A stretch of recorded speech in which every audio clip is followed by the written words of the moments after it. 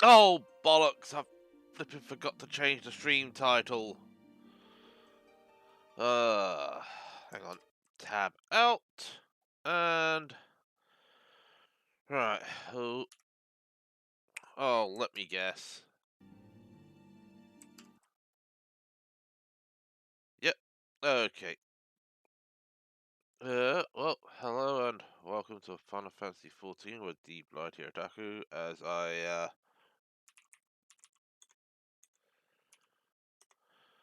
stumble around and actually remember to... I'm gonna mute that for a second, so as I can quickly dash into Create a Dashboard and put the freaking right title on that I should have done before I actually started. Then again, I was in a rush, so...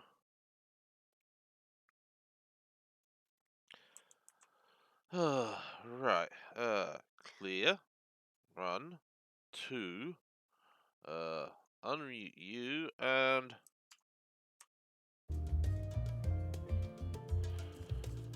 Uh,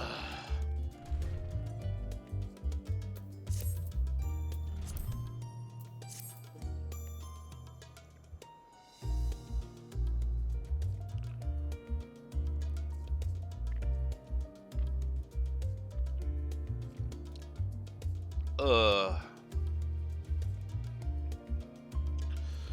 No. Yeah.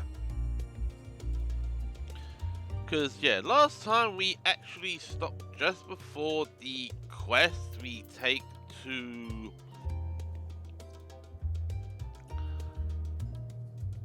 get to the Ark and get to our next and the final area.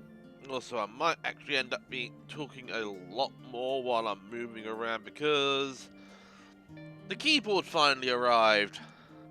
And dear God, this thing is heavy. Anywho, and it's actually back to business as usual. So, onto the heavens. So this is where we part ways, for now at least. Would that I have sage words of wisdom to share ere you depart? Mayhap the teachings of Galoof Baldessian will suffice. Surrender not to anger or hatred, he said. Look beyond them, and there find true strength. What one sees beyond is open to interpretation, I think, but for me, it would be the things I cherish the most in life. Things I believe are worth fighting for. Something to consider as you venture into the sea of stars. Right, so we are... Oh yes, we have to head to...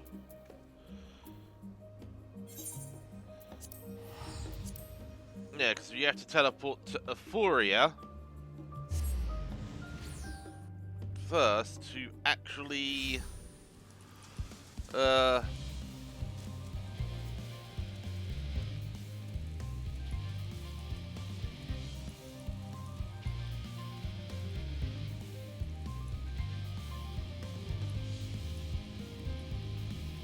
get down to the ship.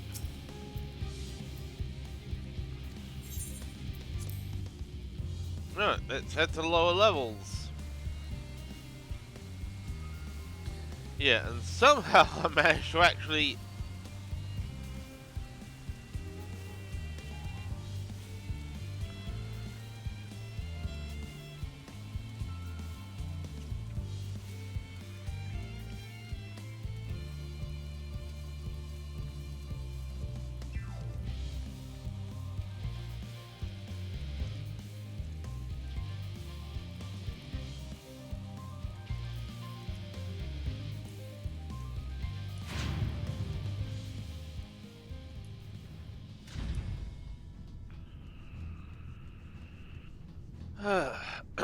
Right.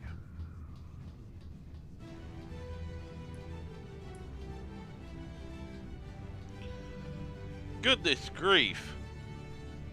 Nidana, Horiboda, Kultnet, and Manelaine, the moron, Erdenvale, and Fashan.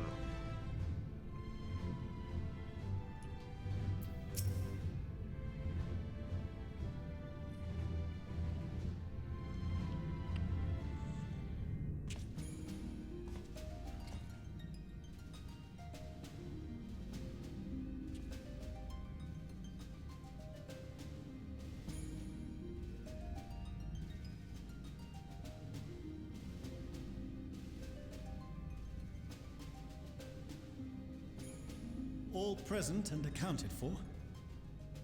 Good. As you will have heard, the Ark is ready. All that remains is to board and be on your way. I've seen my fair share of tight schedules, but this was bloody murder. But we did it. We finished the ship.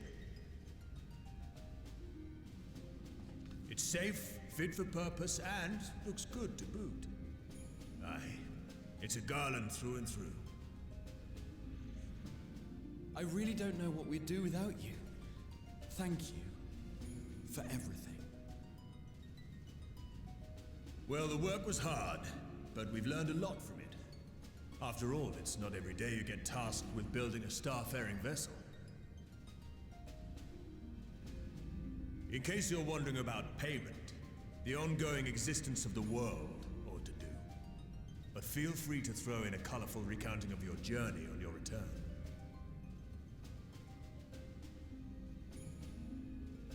So, have you thought of a name?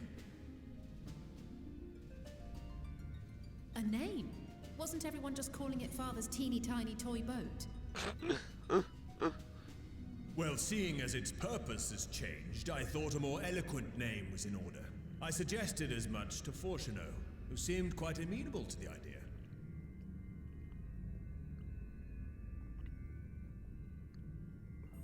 As you know, this vessel is the culmination of heretofore unprecedented collaboration. And though said collaboration is owed to the Scions, there is another whose noble deeds made our work possible.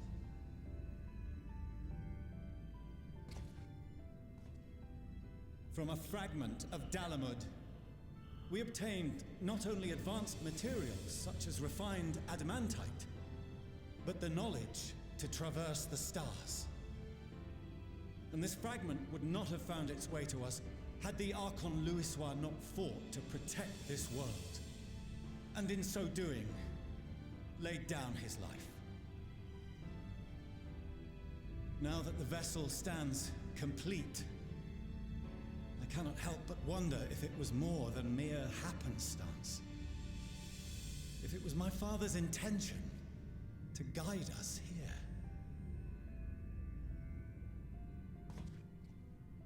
In the hopes that his guidance will see you all safely home, I name the vessel after that self-same fragment of Dalamud he delivered unto us.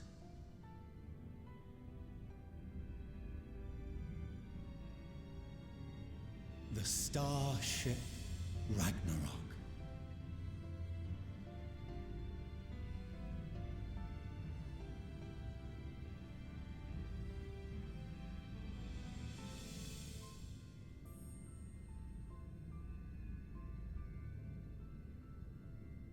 Sorry for the wait. I got everyone you asked for, and not a one less.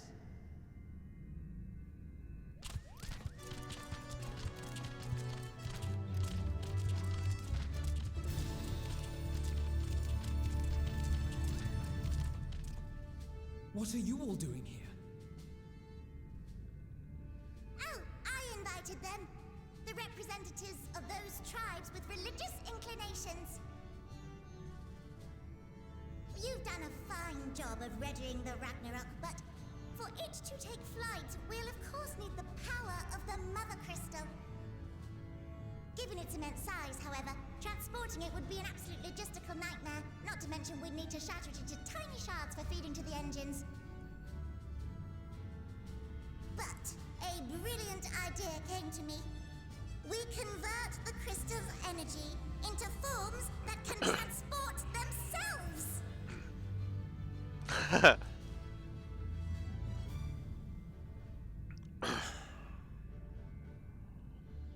Thou wouldst employ summoning, or should I say its precursor, creation magics.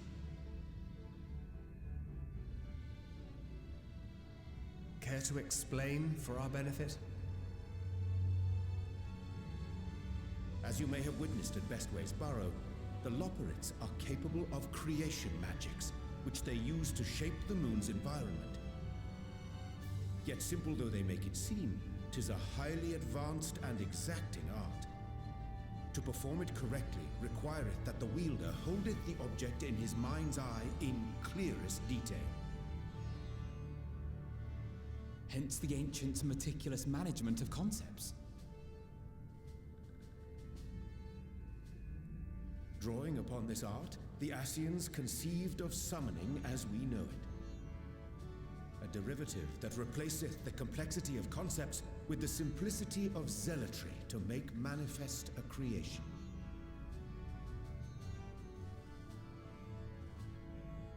I see.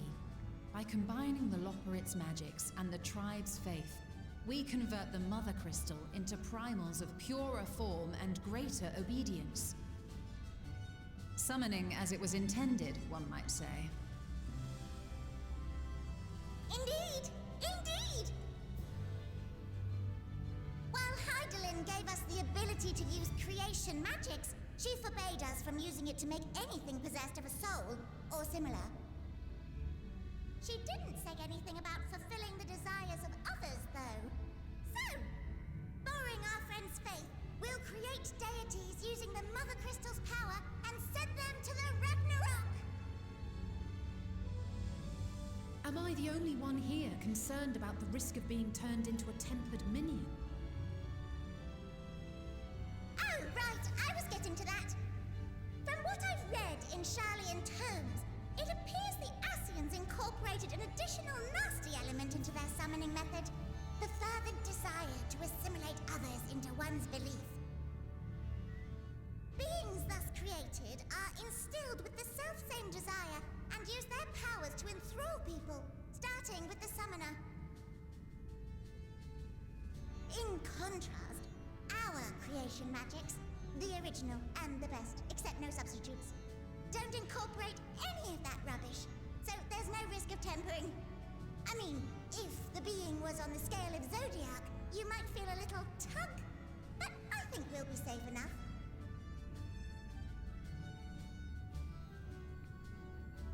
Truth be told, I do not understand the intricacies of this plan. But none of us would ever turn our backs on you. When the avatars of our faith ran amok, you intervened without decrying we who birthed them. Where others vilified and suppressed us, you offered understanding and friendship.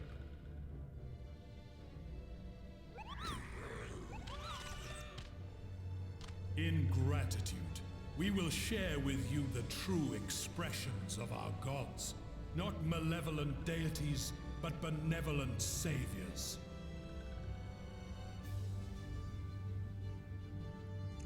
Alright, you lot, we're heading to the ethereal sea. Stay in sight, else you're liable to get lost. Lead the way. Yep.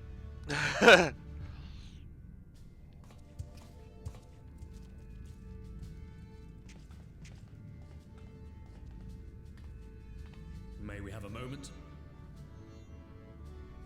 In anticipation of the day man might journey to the stars, we developed these.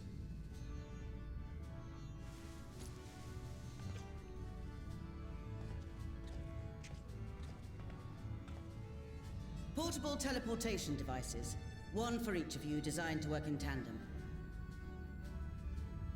Press the button on one, and in a matter of moments, all 8 will activate and send their owners back to the Ragnarok. There is no telling what hazards you may encounter. If you find yourself separated or lost, please do not hesitate to use them. Be safe, all of you, and come back.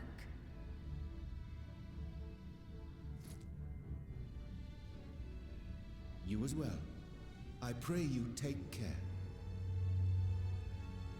Looks like everything is in order, so I'll go ahead and board. A few of my fellows will remain to assist with the summonings, but rest assured, the vessel won't want for competent crewing.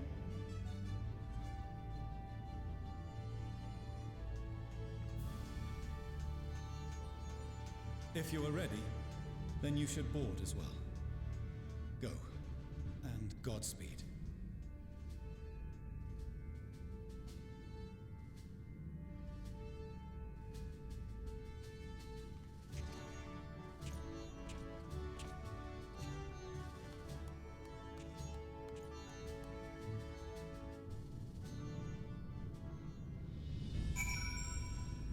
Right. One thing I'm gonna do quickly is turn down the volume on my microphone. So yeah, we're yellow lining. Right, there we. Yeah, that'll do fine.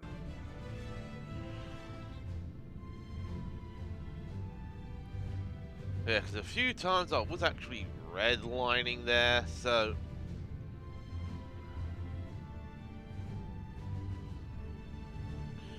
Alright.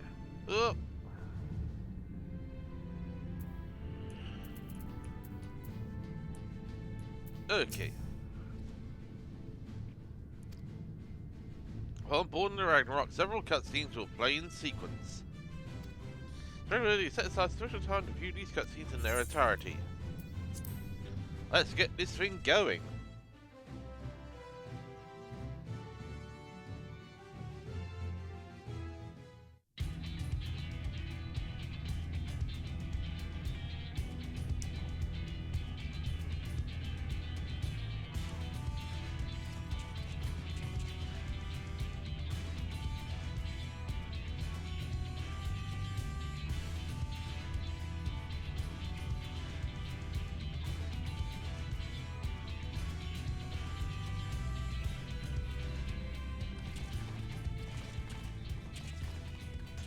Welcome to the bridge, everyone! I hope you have everything, because I can't be bothered turning back.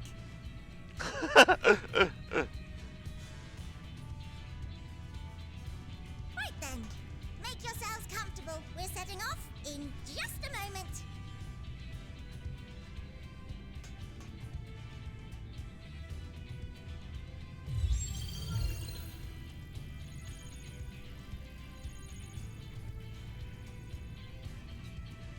It's incredible.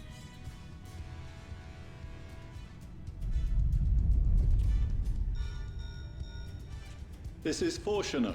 Can you hear me? The preparations for the summonings are complete.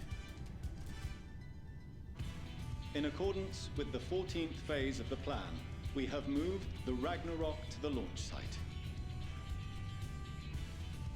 The gates are open. You may depart when ready. So, are we ready?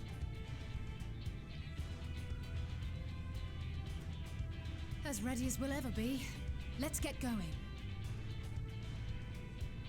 Oh, come on. The burnt-out star's got more fire in its belly. Oh, mapping way. Try it again, with feeling.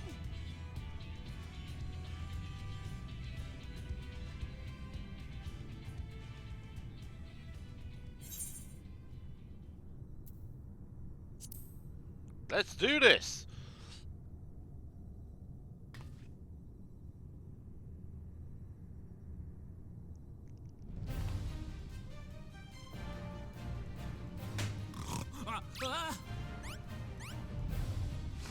Engage! Engage!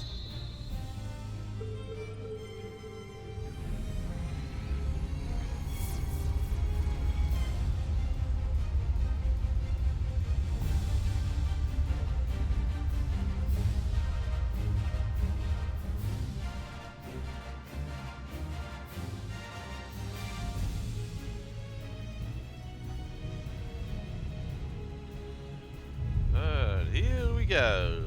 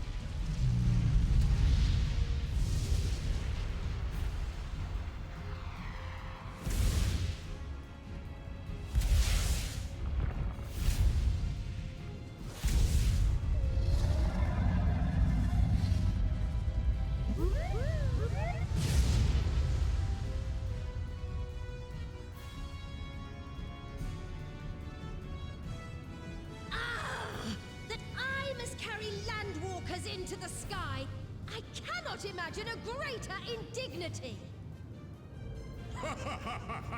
Do not sulk so, for thy mighty winds exist not only to buffet and batter. Nay, they may serve also to thrust forth with vigor. Such is thy glory, and thus it is an occasion to rejoice. So come, let us revel!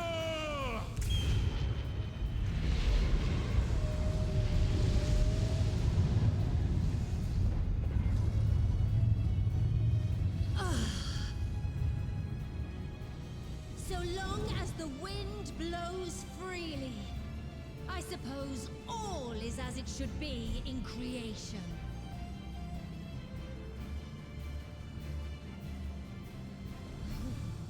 I will render unto them a storm, that they may pierce the firmament and fly free!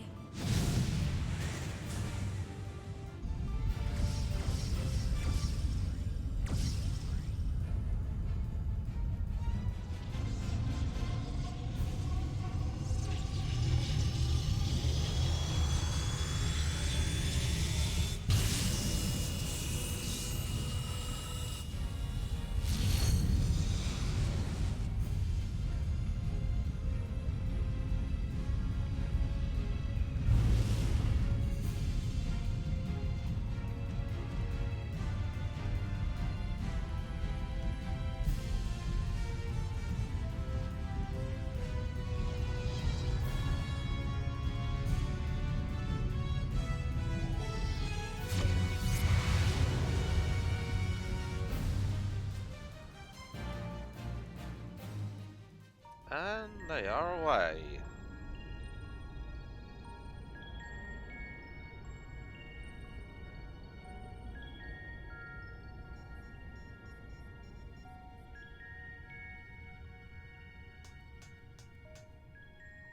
Still in one piece? Good. Sleeping way? Report? All's well. Fantastic, even. Thanks to the power of those primals, the engines are roaring and we're ripping along. All values are also within protected ranges. Time to destination is 8 carats. Perhaps 7 at a pinch.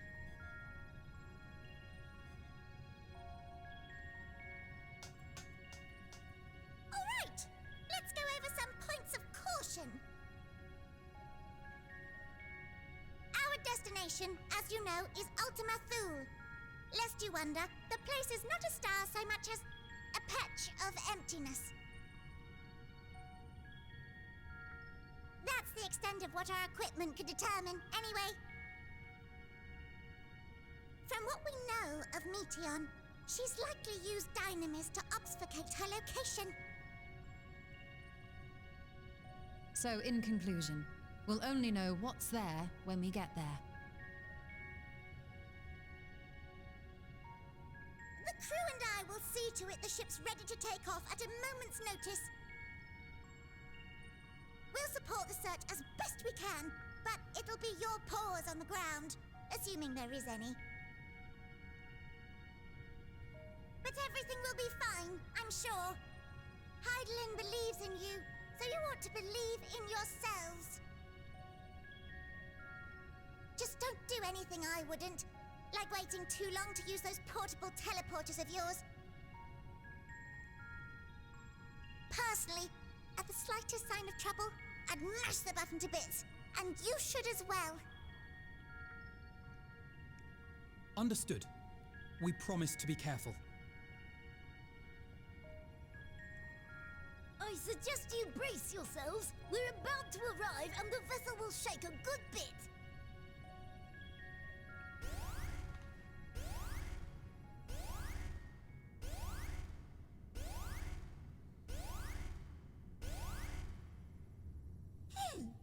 What is this?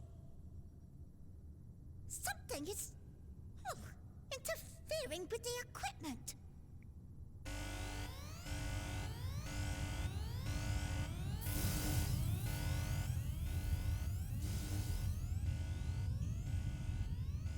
Greetings.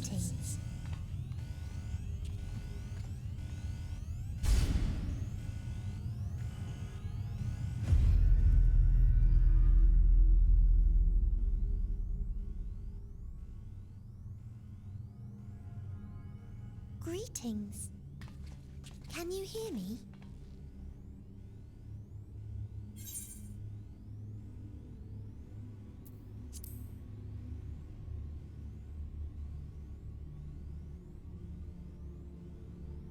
This is Meteon. Oh. Have you met one of my sisters? I don't remember meeting you myself. But I do know that you're from Atheris. Why have you come? All you had to do was wait. I would have delivered to you your ends.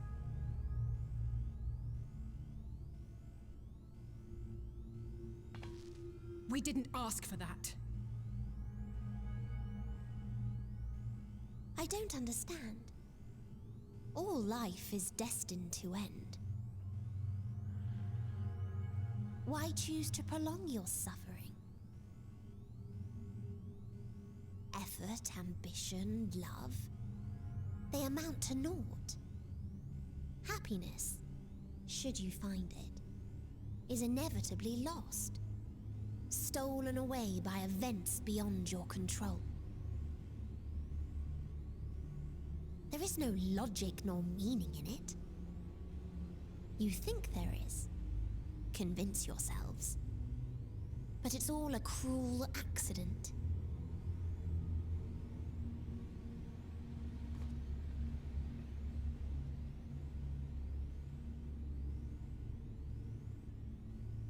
Come now.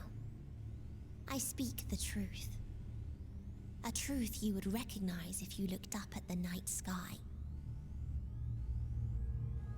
Unbroken emptiness. Cold, dark, and silent. Your world, like every other, is but a blemish upon its perfect fabric. Life is an anomaly. It is unnatural and cannot continue. The sooner you accept this, the easier it will be. Just to be clear, we're not here to argue with you. We know that life is fleeting, and that in the short time we have it, we're not assured happiness.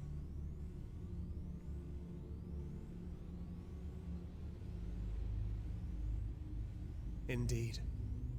I've seen far more sorrow in the eyes of many I've met. I myself have plenty of regrets. And one day they'll die with me, gone to dust with my good deeds and unfulfilled dreams. But we accept this. That our existence may seem pointless.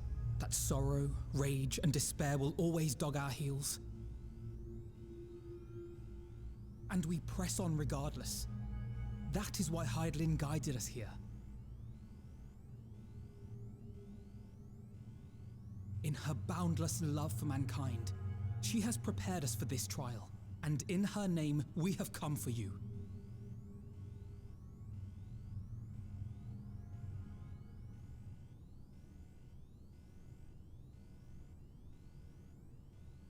Yes, I sense it. A burning passion like unto fury. I know it well. For the same passion once burned in many a star before yours.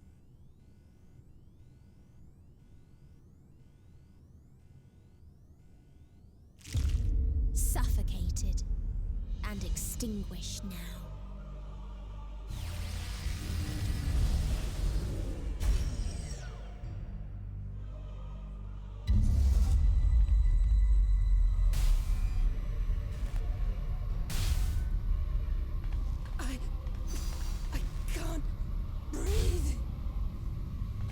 You approach the bounds of my ultimatum, where emotions dictate reality, where resignation and acceptance unite to embrace the end, where those who yet valiantly cling to life can thrive.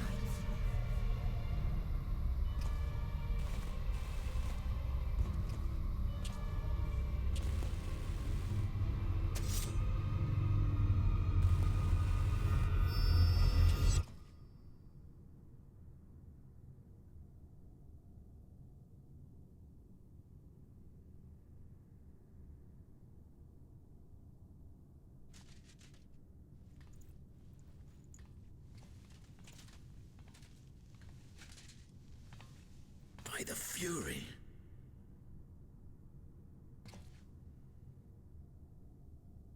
Thancred?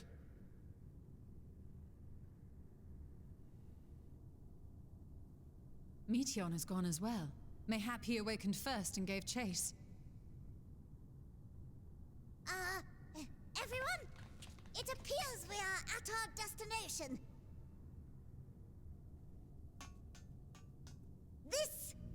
This is Ultima Thule. Not that we knew what to expect, but I wasn't expecting this. From atmospheric composition to ambient temperatures, all reading to within permissible range. This place is capable of supporting life.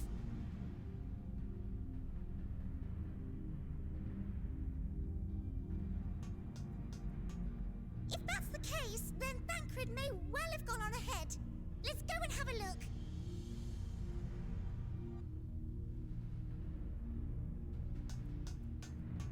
Meanwhile, I want the rest of you to perform a full inspection of the ship, as well as a biological scan.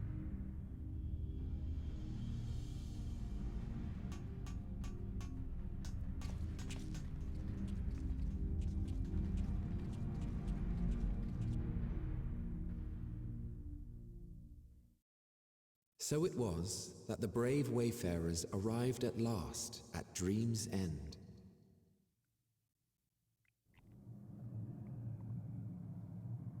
In following their path walked and history written, I am made keenly aware of one truth.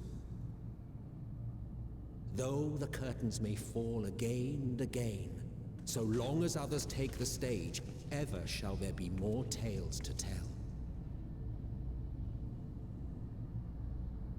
So, let them bring it to a close, I say. Let the curtains fall upon this, the final chapter in the tale of the star.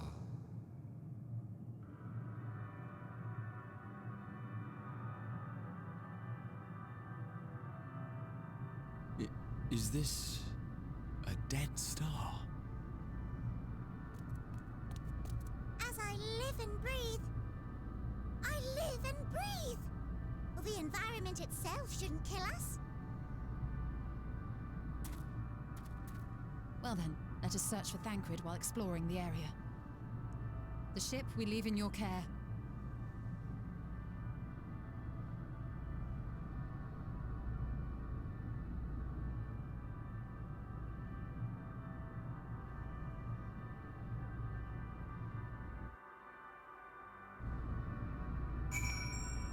Yep. Right, hang on. Good. I don't need to repair anything. Here. Earlier, the prudence noted in case of emergencies. Why are you looking that way, living way? Return to Ragnarok at once. Okay, so. Yeah, a strange new world. As you see, some of the letters are actually starting to alter.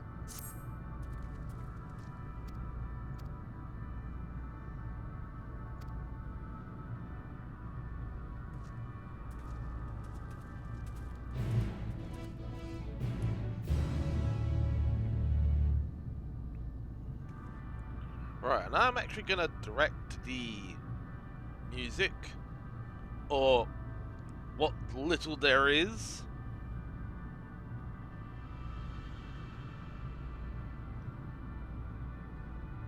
It is very, very distorted. Alright, okay.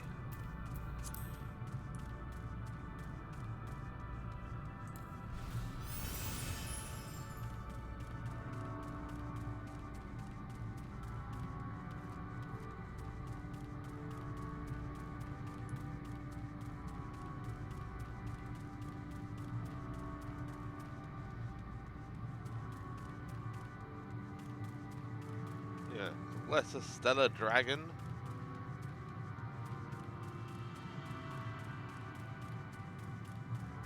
Discovered a new location.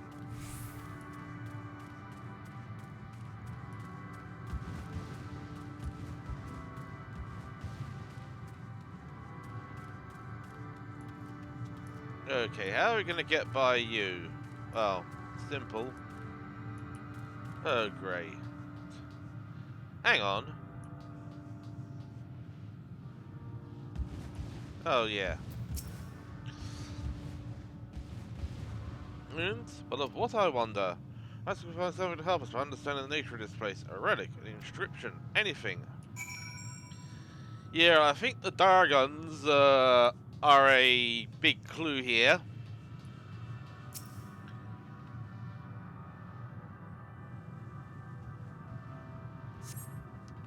Temperature has been partly melted, likely sometime in the distant past. Now it does not appear to have been inflicted deliberately, rather it calls to mind the indiscriminate destruction often wrought in the heat of battle.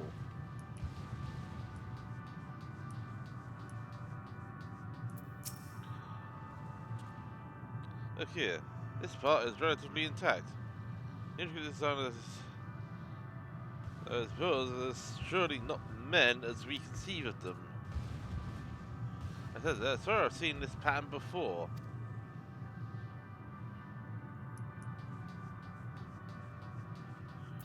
Right, the other part is actually outside the area, outside that area.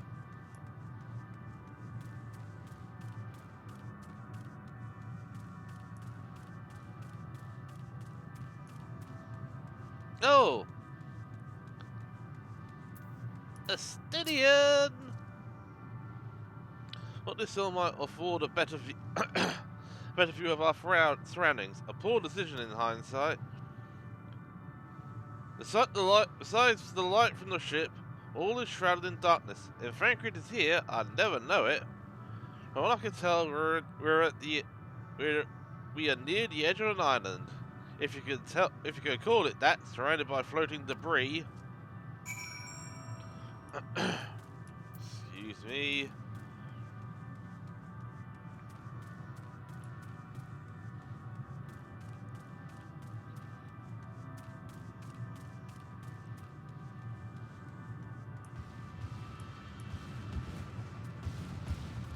Yeah, cause okay.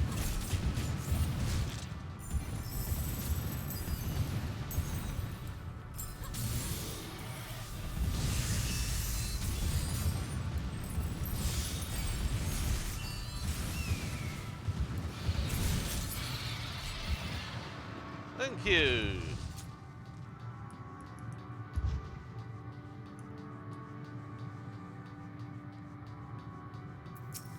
Alphano.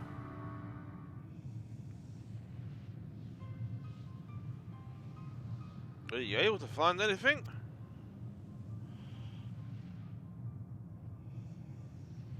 As I feared, and still no trace of Thancred.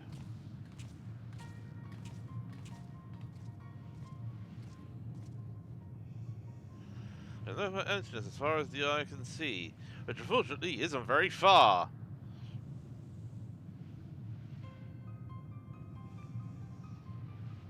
I can't help but suspect that someone or something is here. There are times when I sense it drawing closer, the chill washes over me, leaving me exhausted. Leaving me with feelings of death and anguish.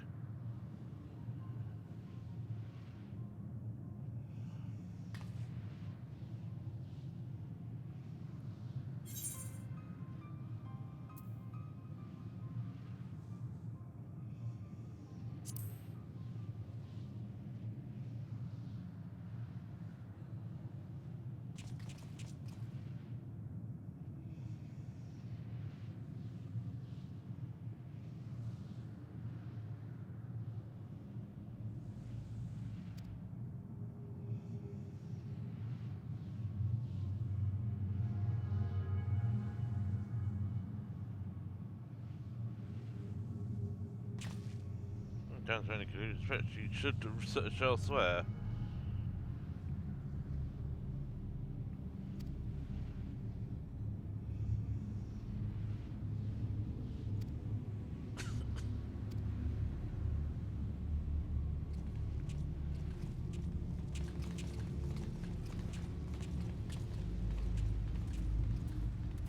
A word before we join the others.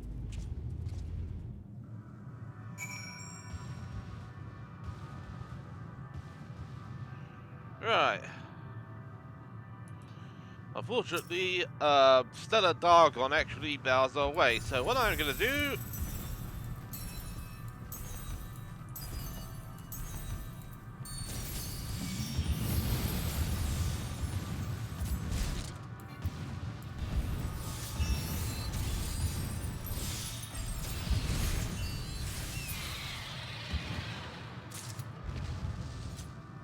And we just picked up a Dynamis Crystal.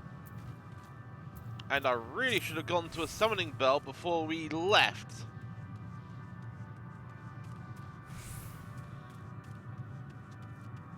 Yeah, because for some unknown reason, they can't see all the Dargons.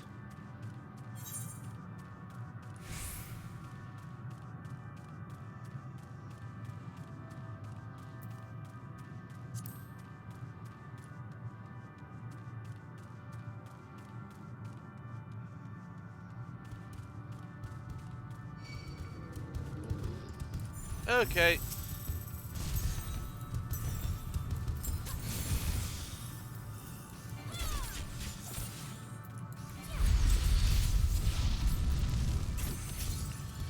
Let's do this.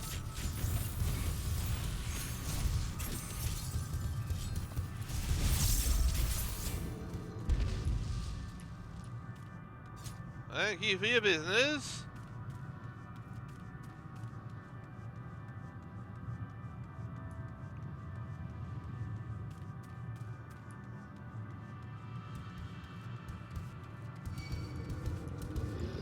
Oh dear God.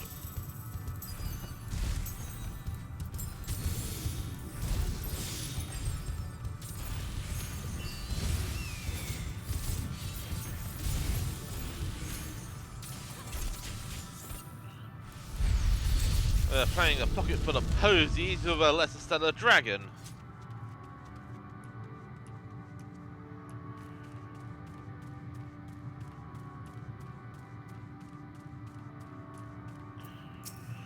Right. You see them too, don't you?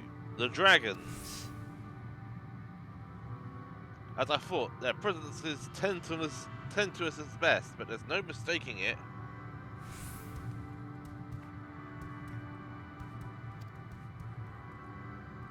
No doubt your bond with Midgard Zoma, and mine with Nidhogg, is what allows us to perceive them. Could these apparitions be related to the dragons that now live on Etheirys? Nah, let's leave such conjecture to the others. In any case, you must be careful. You may soon find dragons they can see as well. Death and anguish. What's happened to them, I wonder? If you remember the pattern of that floor that we ended up running into, we're going to encounter that later on. Oh, an Aetheryte.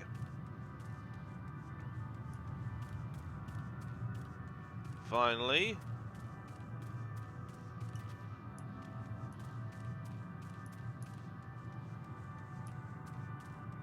Oh, and white Dargons. Oh, and we have to head this way.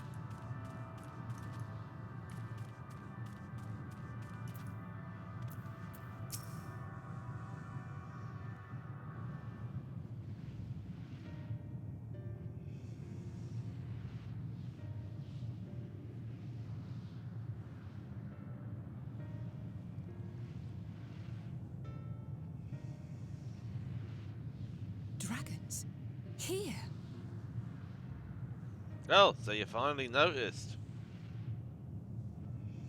What you see is a memory of a world that once was.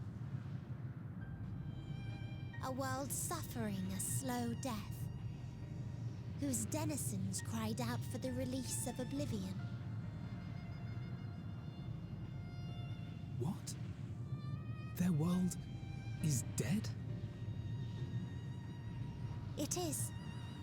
Not a single life remains upon that husk floating in the vast emptiness.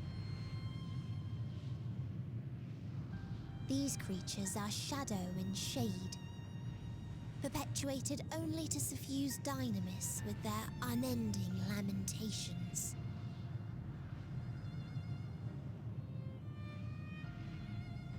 Our friend Thancred, where is he? A strange question. He is at your side, is he not? Oh yes. He is here and there, and everywhere within this space. He would tell you himself if he had form to form words.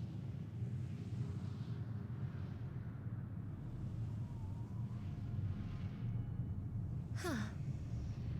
Such loathing and uncertainty. You don't know why you still exist. In like manner to the oblivion I send, I tried to drown out your ether with dynamis. Beginning with this Thancred, who came at me despite being unable to breathe. Such a simple thing, unmaking men. In the blinking of an eye, he was gone. Didn't even have the chance to be transformed. Yet somehow, he managed to leave a slither of himself behind. What you call the heart? Or perhaps the soul. In his final moment, he cried out from it. A single word. Survive. That wish proved stronger than the despair that ruled here. It overpowered it, causing this space to be remade. Into a place you can perceive, and where life can endure. That you draw breath is proof that his soul lives on. For how long, however, remains to be seen. Well then, we should hurry and tend to business.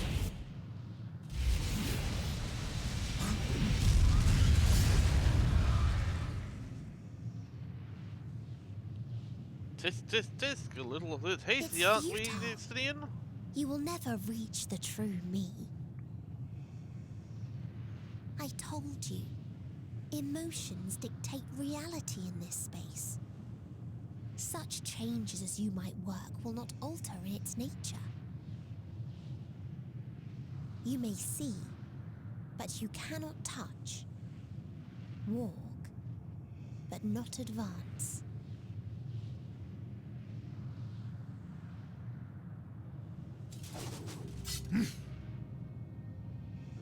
Meteon holds too much sway here. How do we contend with a foe who can unmake us on a whim?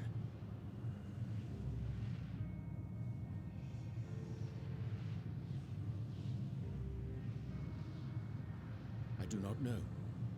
But Thancred gave his life that we might come this far. We must press on. Agreed. We cannot turn tail here. Not without something to show for our comrade's sacrifice.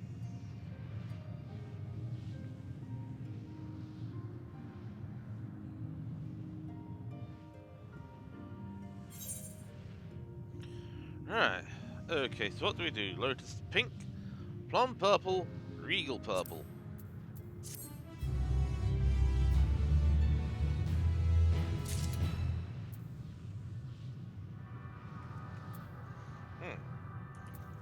Next quest. Unburdened Wings. So, body, a form of being which we are not wholly unfamiliar. Indeed, for we exist in a similar state while residing in the first. Circumstances are rather more dire than that, it is true, but I choose to believe he is not forever lost to us. Regardless, the sacrifice he hath afforded us a chance to prevail. Let us not squander it, and ascertain the nature of this round that we might confront and defeat Meteon. Accompany me in speaking with these dragons. Mayhap they can enlighten us. I'll trust you to survey these surrounds. If there is a path that might lead us to our quarry, we must find it.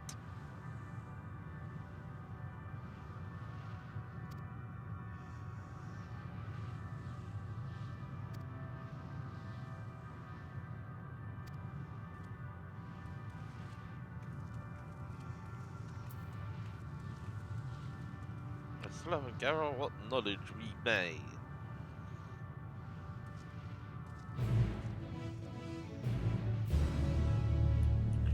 Right. Well, first things first,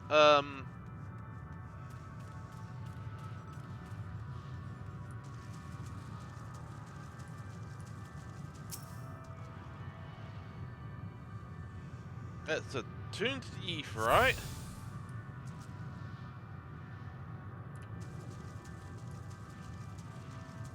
Yeah, I think that marker might be, yep.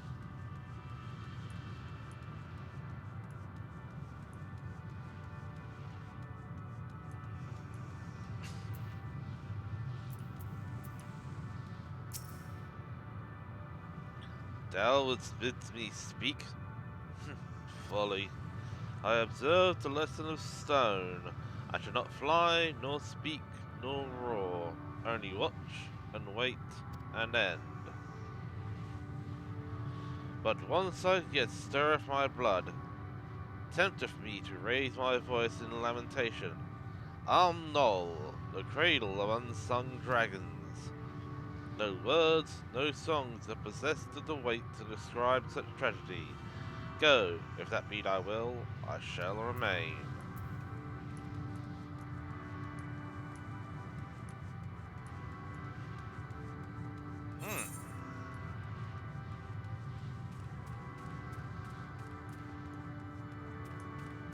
I think I'd actually do this one first and then go to the third dragon. Oh, too far away. How can we be too far away? A visitor, not of this star. Could thy slender hands bring plague to our worlds? Thy breath extinguish life's feeble flame? Oh, how we would adore thee!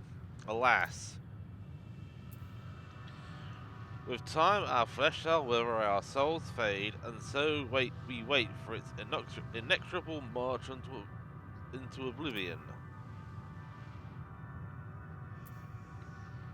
If thou art not come to hasten our demise, I bid thee leave us. We crave not companionship, only silence.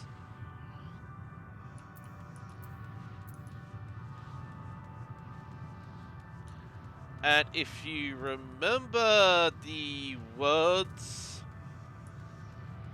mentioned by Vashan, because Midgard Soma was fleeing his world with a clutch of eggs after a conflict. This is the remains of that conflict. Beyond that distant veil, paradise lost, so glorious, so beautiful. We were a proud and noble race, strength embodied. We knew only love before they came. Metal monstrosities of black and silver. No bonds of blood did they share, nor conviction did they have to guide them. A crushing defeat, never have we known such shame. Stilled now are the winds, though none can fill these wings burdened by ignominy. We fly no more, only sink into oblivion.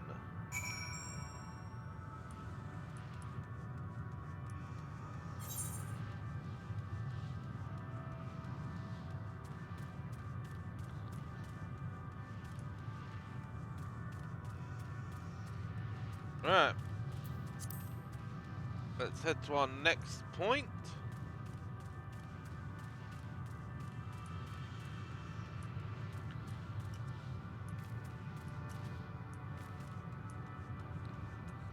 Yeah, and if you notice the name that it was actually showing up, a striker Decker Otto. Decker Otto was actually one of the meteor sent out.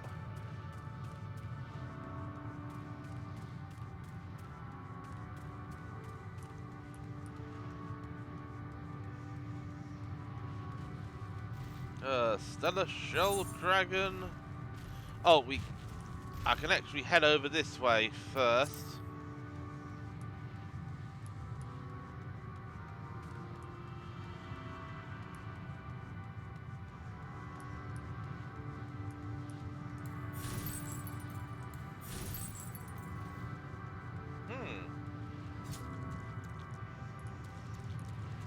Dragon eggs. They led you here as well, did they? It was described to me as the sort of their woes and proof of their end, and I think I'm beginning to see why.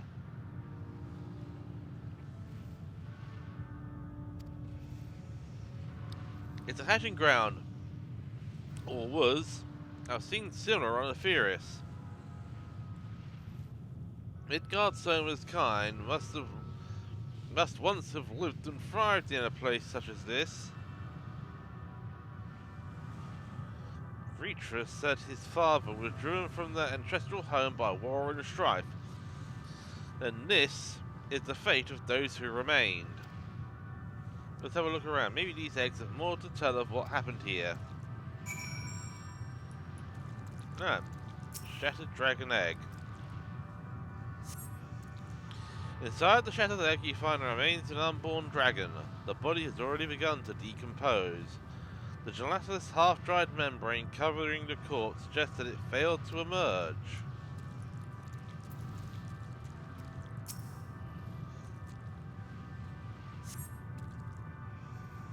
Gingerly lifting a large egg from the viscous mire, you peer inside and see a formless mass soaking a pool of embryonic fluid. Your stomach turns as you return the egg to its resting place.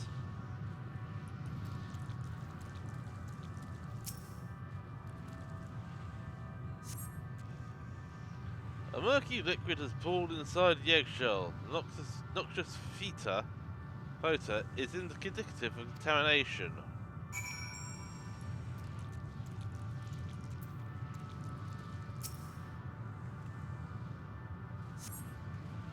The egg appears to have been broken from the inside out. Perhaps a dragonet within succeeded in hatching. What's this? I thought all the eggs had been ruined.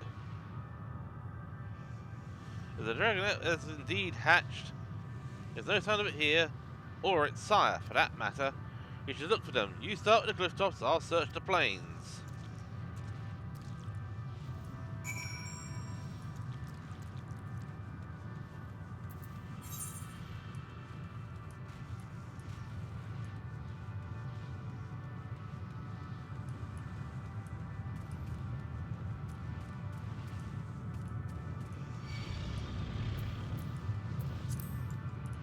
Okay, you dudes want to play too?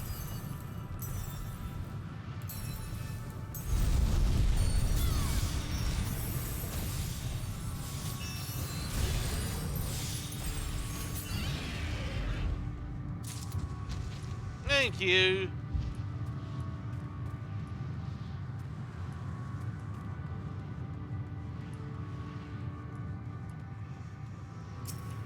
You know what?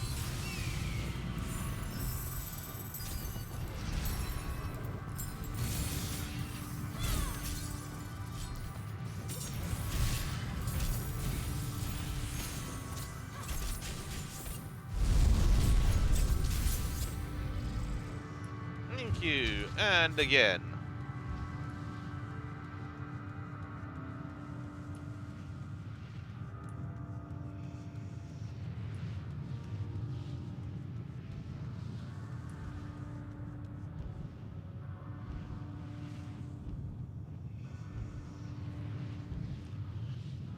Right, I am gonna.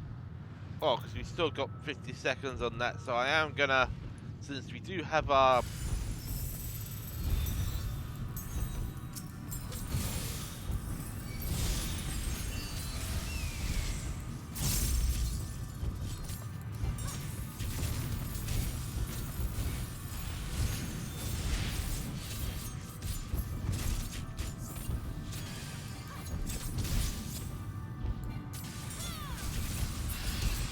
there we go.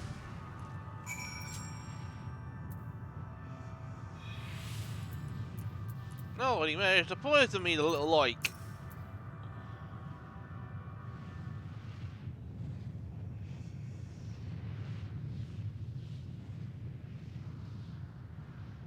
The boisterous howling hath been Everything alright? I thought I heard the dragon, or something resembling one.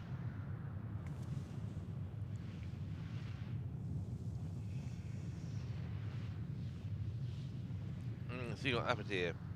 Was that your child? Yes.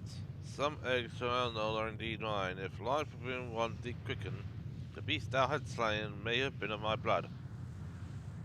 Yet I did not recognize it. Twisted and malformed it was.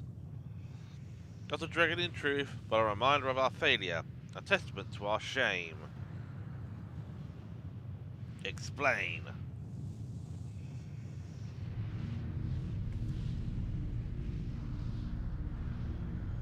They descended from the heavens, cold, heartless machines. With them rode war and death. With fire and fury, rage and rancor, we gave answer. 'Twas a long and bloody battle, but only the beginning. Untold chaos and destruction swept over the star.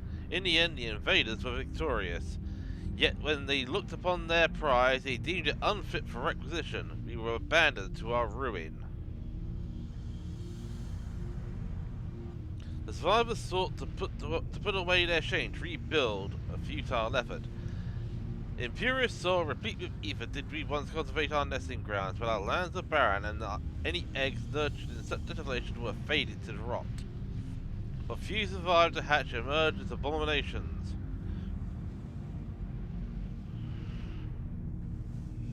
Dragons are eventually capable of journeying to other stars. That there are. Many would make the attempt, each bearing a clutch of eggs. The richest stars are home to the harshest rulers, and the arrival of dragons incited contests for supremacy. When the fires faded, the wars lost and won, they too were reduced to ash. It is the curse of those who seek life, to be drawn into conflict, to conquer or be conquered. A vicious cycle we now choose to break. We tire of conflict, of everything. We wait now in sweet, merciful silence, free from strife and suffering, still as stone. I think you kind of do, but there is another star.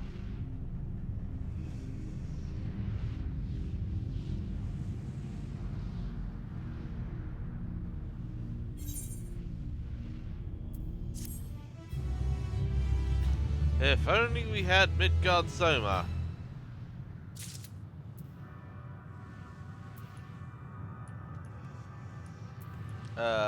Where is thy marker? Estinian! A test of will.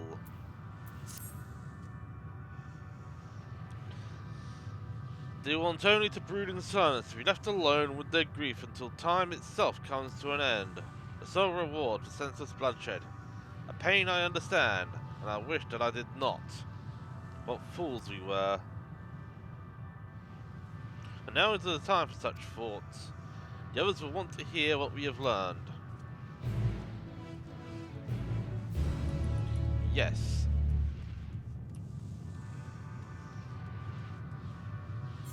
Hang on.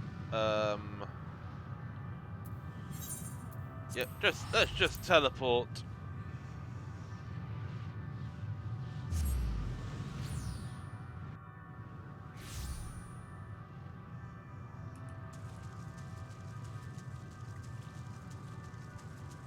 Makes things that bit quicker. Are you able to establish any meaningful contact with the dragons? Hey, not mate.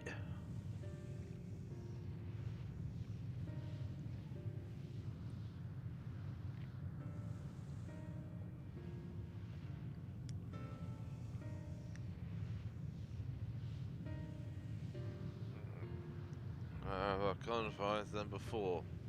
Not by traversing the perimeter of the island to see if might be a path leading out. Sadly, there's nothing to be found. There's no small amount of debris floating around, good enough to serve as a bridge to lead us elsewhere. I considered that, and so I tried throwing a stone onto a potential platform to judge its integrity. But it never reached its mark. As it crossed an invisible threshold just beyond the boundaries of the island, it vanished, only to reappear above me and fall at my feet. Not be too quick to presume that what we see outside this space is as it appears.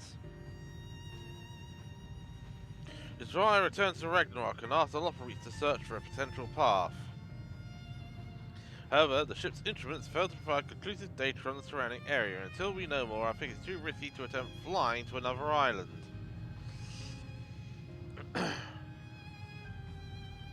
What Meteon told us before, that emotions dictate reality here, might be the key. I'm not entirely sure what emotion might manifest a bridge to lead us to safety. So what you're saying is, we've no way forward.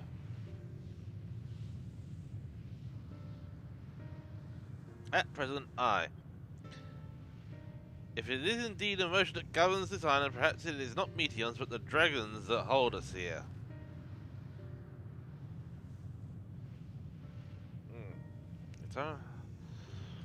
Right, they've chosen no path at all, meaning there is no way for the dragons or anyone here on this island to advance. A sound theory, disheartening though it may be. If that is the case, what recourse do we have? They are not the reason is built on the history of turmoil and strife. Without irrefutable proof, the future is not as bleak as they believe. Yeah, perhaps persuasion is not the answer.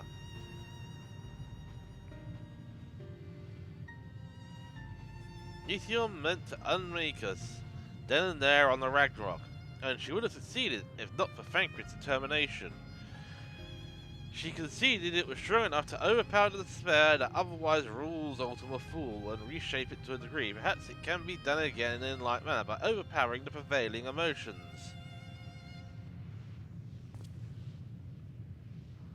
It was Ultima Thule's architect, Meteon himself, against whom Thancred did pit himself in a clash of wills.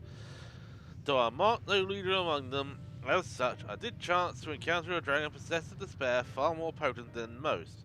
Potent enough, mayhap, to dictate the course for others, and thus their domain to follow. He spoke few words, carefully chosen, their tone and timbre alone threatening to rend my heart in twain, challenging his desire to remain. Alas, I fear my vaunted rhetoric availed me naught against his calcifying heart. Mayhap one of you will fare better.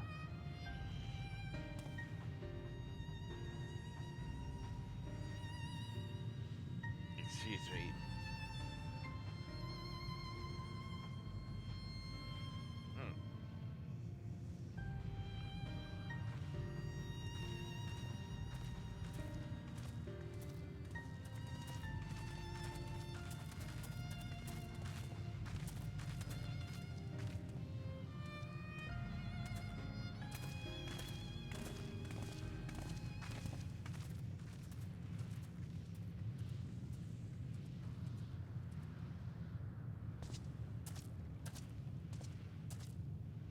Don't you try something stupid, Estinian! I already know what's actually going to happen. Speak with Al End. I think I'm gonna speed this up a fraction.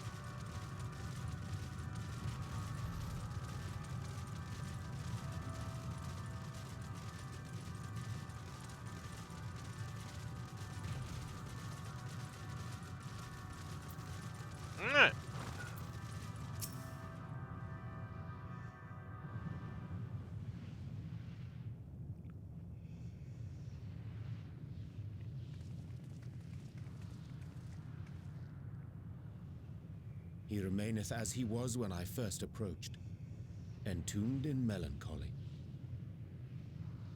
I see. Perhaps I could... I'll handle this.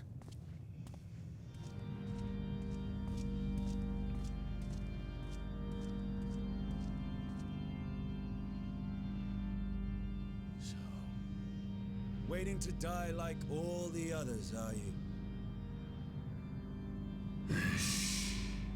This.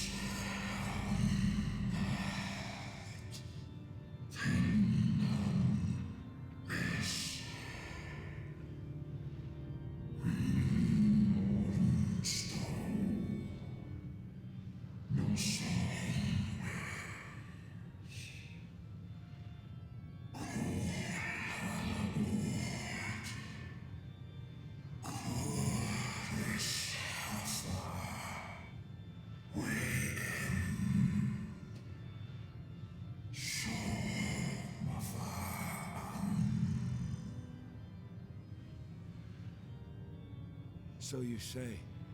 Yet your kind has found a new beginning on our star. One of you braved the Expanse, bearing with him a clutch of eggs. They and their children now rule our skies, their song heard by all.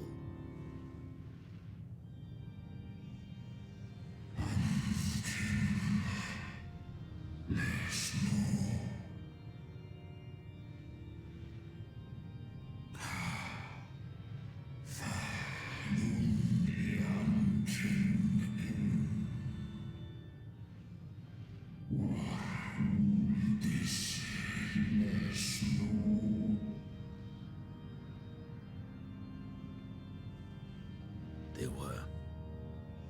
They suffered much, and repaid their suffering in kind.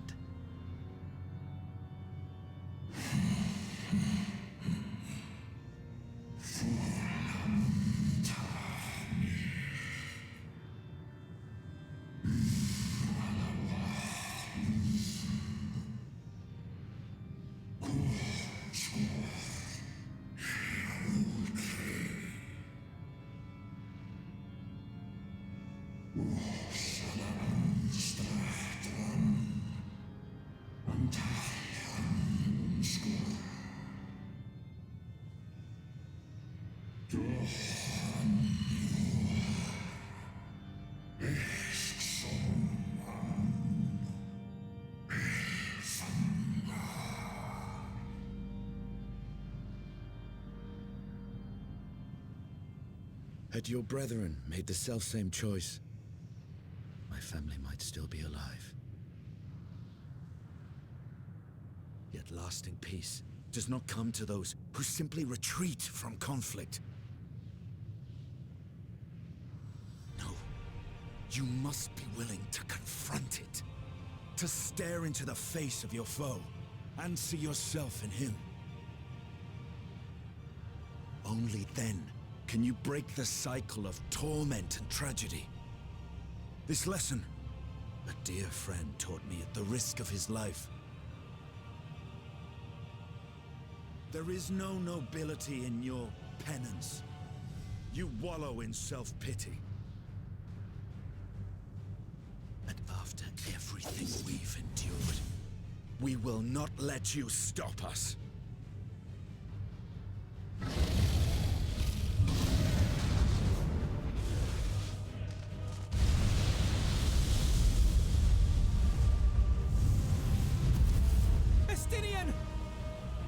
Stay back!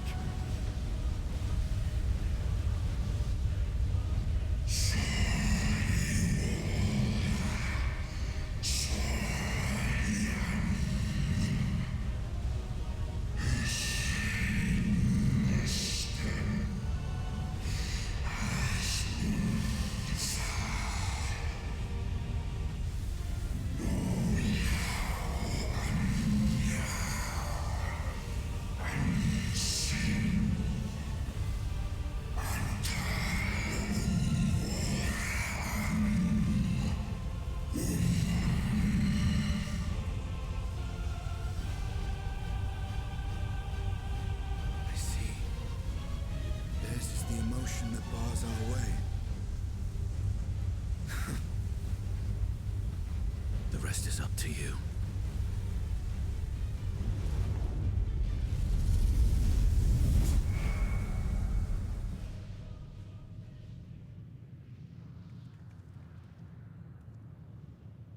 No!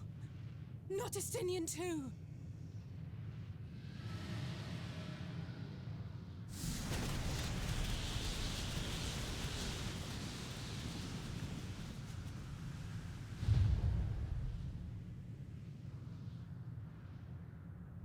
There's a wind.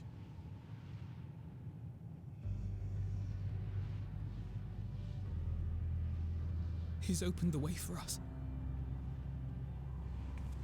Sacrificed himself to remake this place, like Thancred did.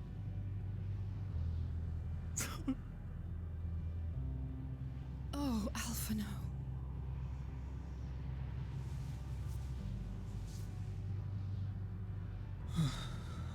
Come. Let us follow the wind. It will not lead us astray. He would not.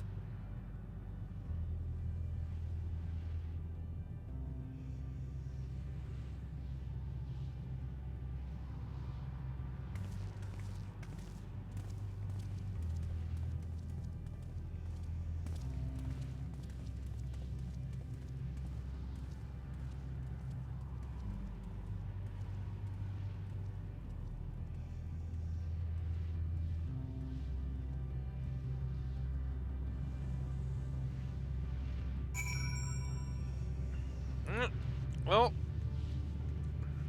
now we've lost Estinian.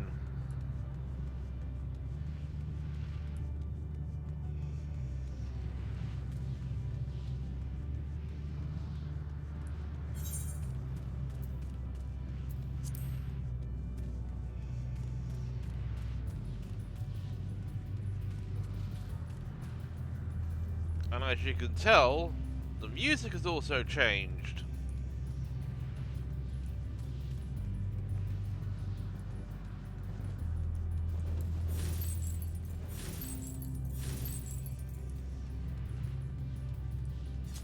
Just need to get up here and... Ah! A lookout point. Oh, nope. Sightseeing log 045.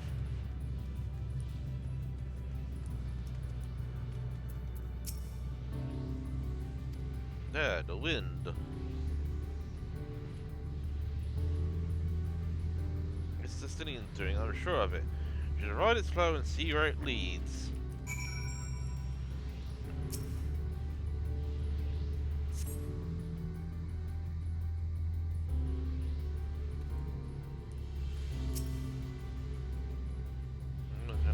Sun should arrive before long.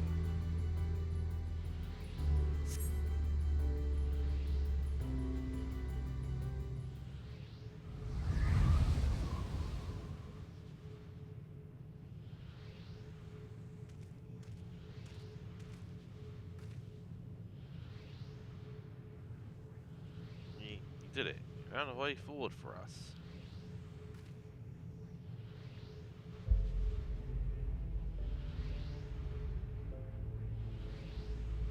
Dragons remain trapped in a prison of their own making, lamenting the horrors of war, yet Estinian knew better than most.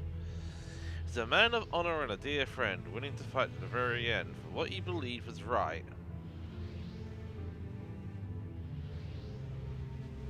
And he's still fighting Alphino, just like Thancred. Their sacrifices are why we can survive here, why we still have a chance. They're unwilling to give in to despair, and we mustn't either.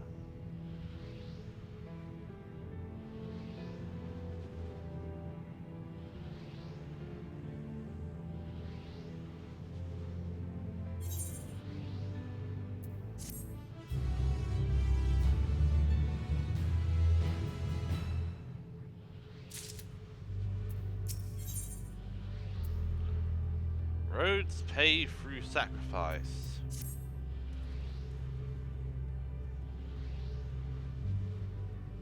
Continue.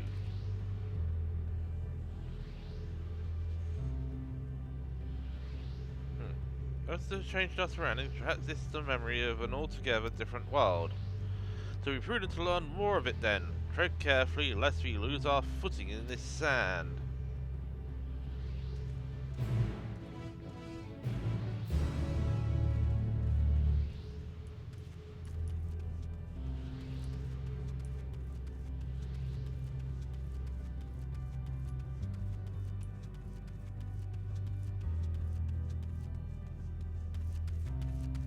Yeah, and notice this thing floating above us?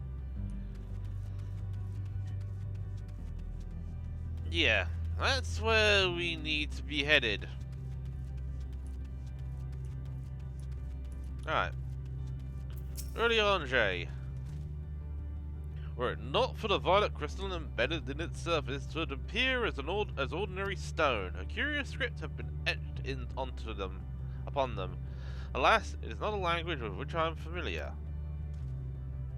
Cannot say I recognize it either. Alright, the dragons, from what I recall, preserved their knowledge and sung and eschewed the written word entirely. So we may assume this is the work of another race, one we have yet to encounter. Metean claimed the dragon's world suffered a slow death, seeking the release of oblivion. What life we find here, like as not, doth wend its way toward a similar end.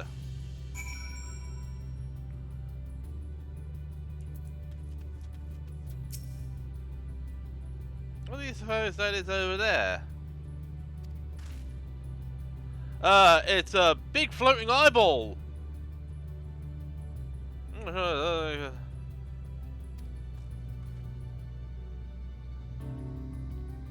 Alright. Okay, so what I'm actually going to do is take a quick bio break. Be back in a second.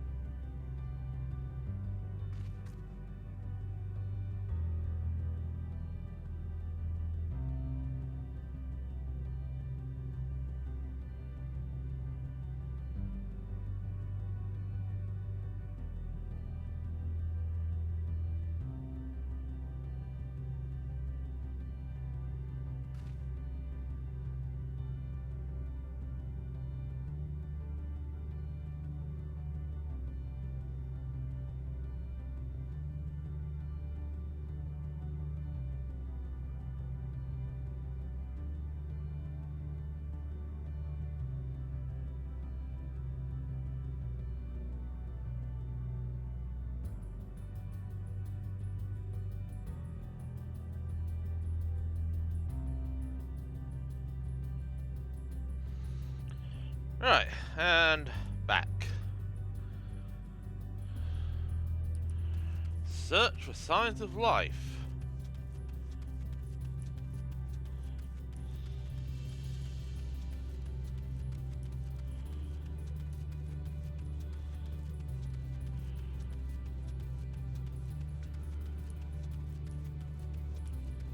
Hollow of the Flesh.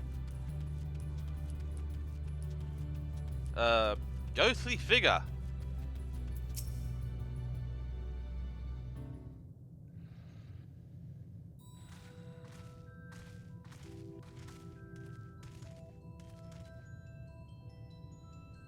Hail, travelers.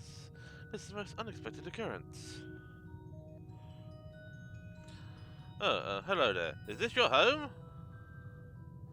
Indeed it is. Ah, forgive me. I forgot. The exchange of instructions is expected. First meeting those from whom one is unacquainted.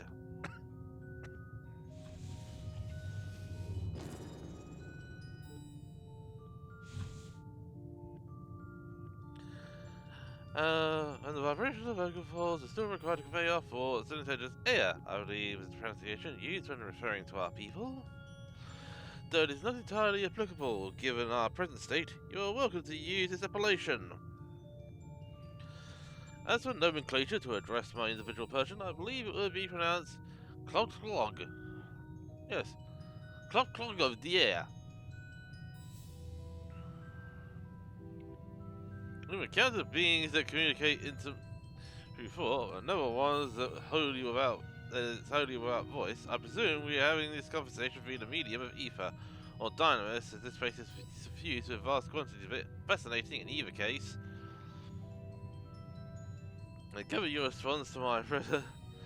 Positive then. That is well, there is something I wish to ask of you. Like yourselves, we are ether-based life forms. Therefore, it may be surmised that your bodies are comparable biological compositions to those that of the five senses: sight, sound, taste, touch, and smell. In total, I prepared 187,112,180,827. That's a lot of questions. Oh, my apologies, I only did a great many details necessary to understanding the nature of my request.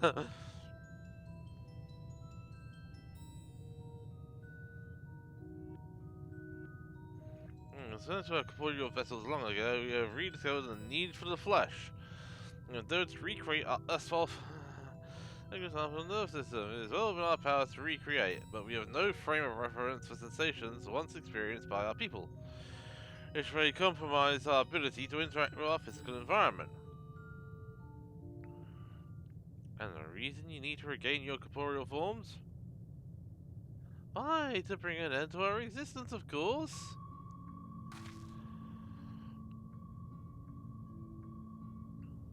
No, need is perhaps too strong a word. It would be a simple matter to unmake ourselves through the use of etheric extenuators. As such a death is inadequate.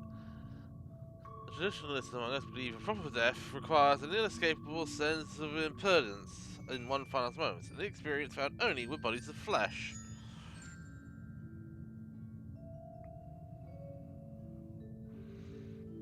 I don't want to try to hear more of your plans. In exchange, we'll answer any questions you have. To the best of our ability. Such an exchange of information will prove useful. He says that he touches his head from his body. Very well, I invite you to our home. Yes, the abode of the air, where we traditionalists prepare for our demise. I presume you consent to answer questions indicative of attack approval of our plans, in which case your cooperation is greatly appreciated. Of course you have, meanwhile, the air wandering the desert. Their desire for bodies of flesh could be described as overzealous. Now, if you would follow me.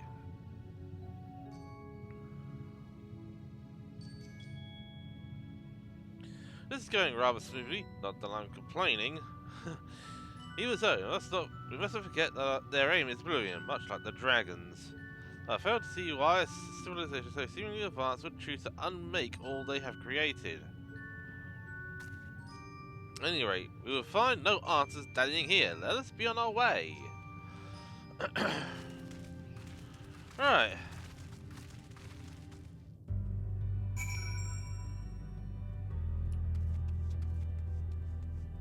Ah, right.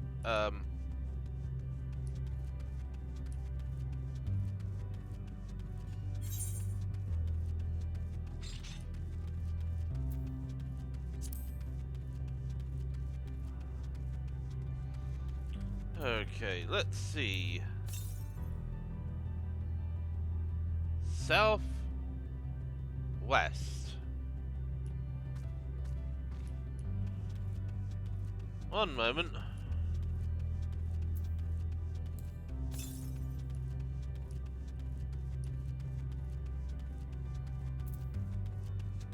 Um 70 arms. Again?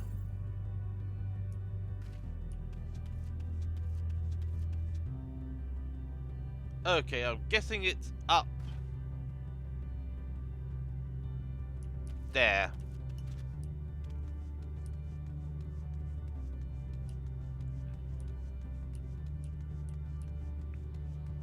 Yep, I can hear an ether current.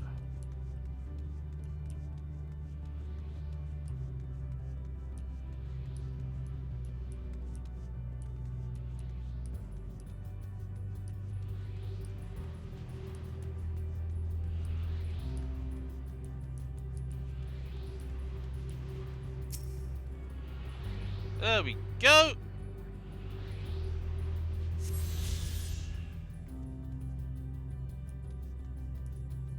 And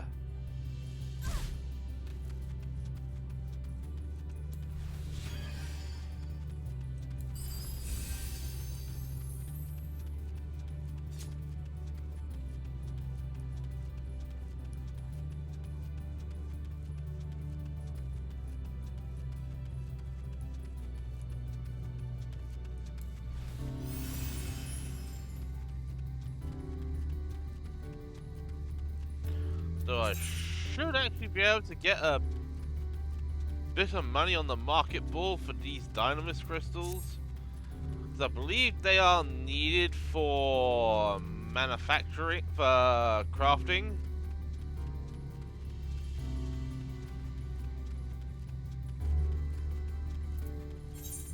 Okay, we are still a ways away from the most welcome peers. You'll find rain idle in the domicile, so your violet crystalline contracts hang from the stone structures here.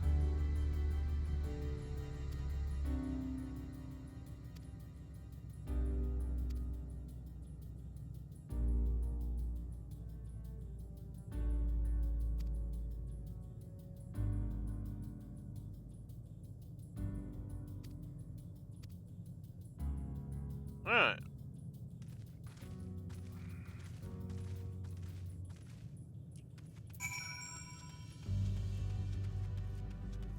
Hey, commune with the crystalline domiciles. What I would rather do is commune with an etherite, which I believe this is. Thank you. Pet crystal.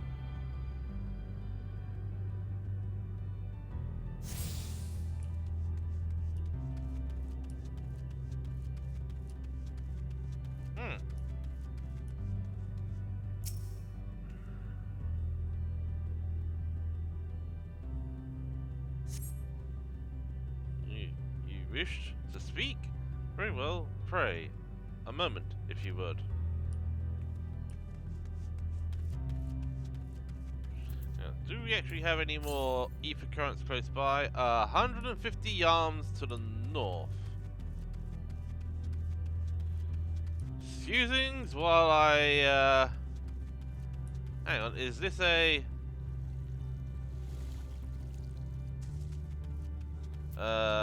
compass? Yep, there it is.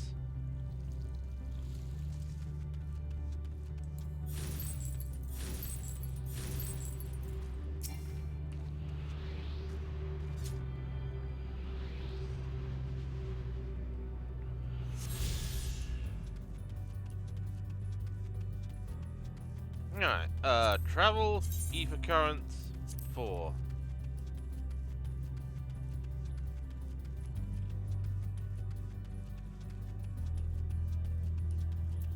Yeah, so we only have 2 in Ultima Fool.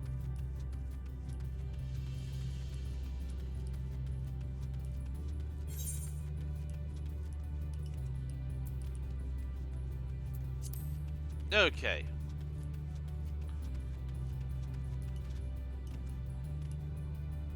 Alright.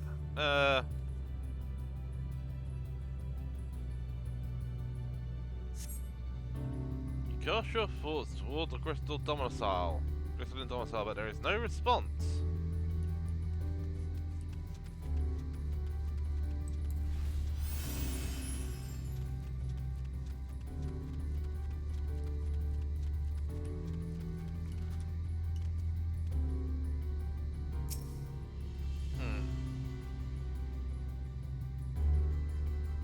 Right, well, we're all... While we seek around, you ask. If you should know, I will tell you. Just a moment. I must remember. What form did I take when last I emerged?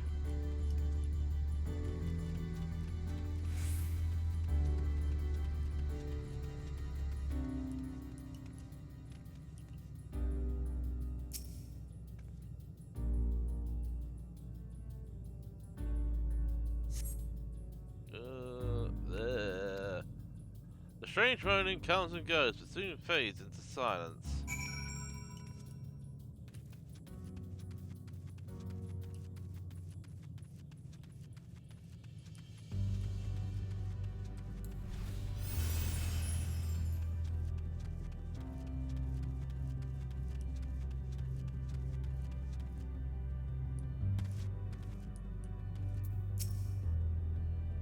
Right. The drone queries yield satisfactory responses.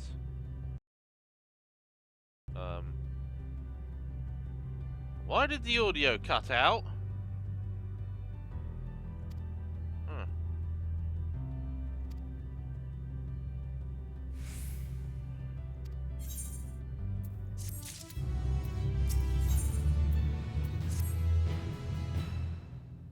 I just hope we're not getting any...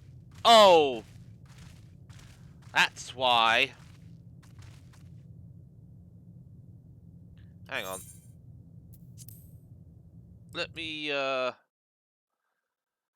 disable that for a second, and, excuse me. Wait. Ah. Yes, flipping. And I've got to go through this crap again. This is really making me consider buying an A&D card the next time. Because that is a right massive pain in the posterior. And it's probably the reason why we were getting, why the, status was going, oh,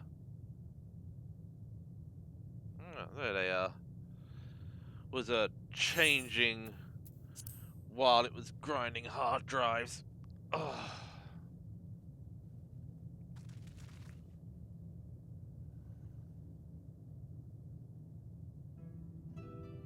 Jeez. Like,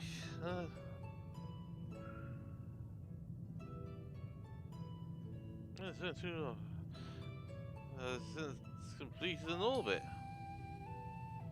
Indeed, until the travelers brought it to my attention, I hadn't noticed how unraveled some had become. Of course, the ones that we shall know why we seek to regain corporeal forms.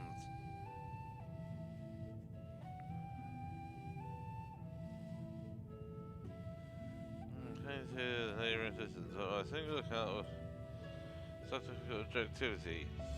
That's a bit to awaken you. Am I the only one who struggles to tell who is speaking? Nay, thou art not. In essence, of corporeal forms and the divergence they afford, mayhap some similarity in voice is unavoidable.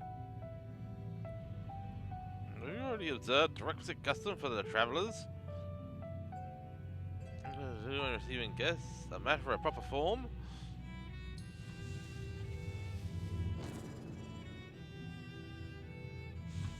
Ah yes, so long has it been. Had completely escaped my mind and still does. What was it again? I can't seem to remember.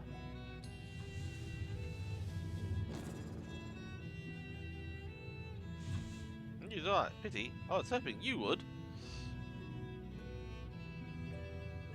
Perhaps we can search the archives for an answer.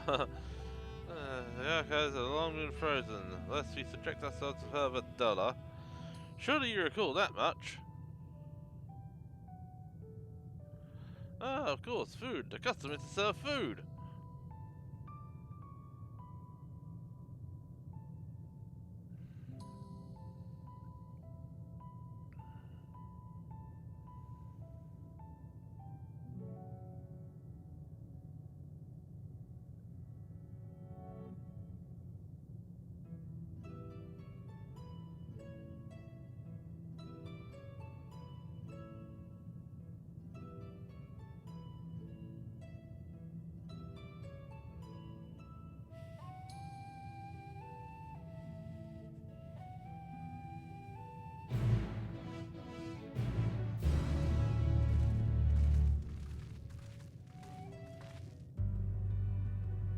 Yeah, flesh abandoned.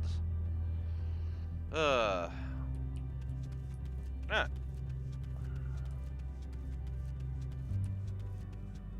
So I think at the rate I'm going, we're probably not going to get to the next dungeon. So I might actually say cut the stream short.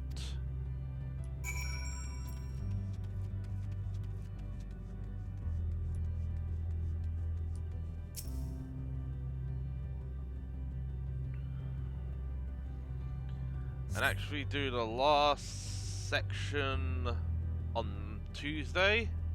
So for Russia, sweet Ethan, nothing seems to happen. Perhaps you need to wait a little longer.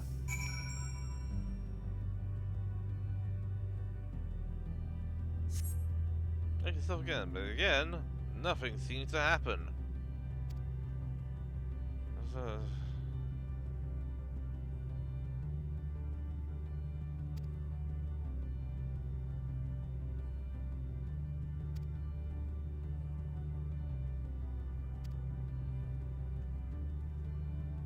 Alright.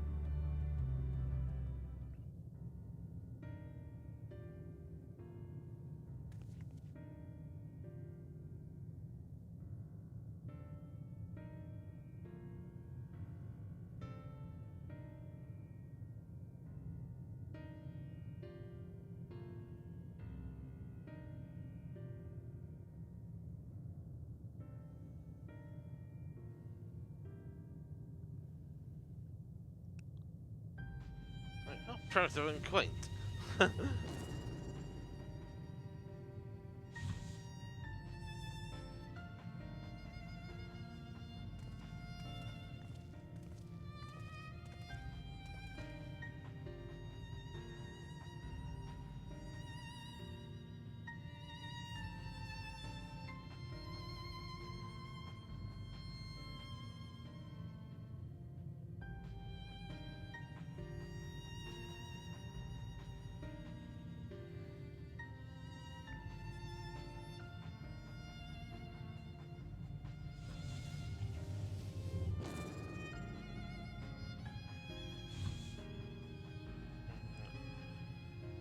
Yeah, physical royal bodies. Their ancestors dedicate themselves to pursuit of knowledge and technological advancement. By transcending all limitations, we believe we can eliminate sorrow and abide in true happiness. Unfortunately, that is never possible.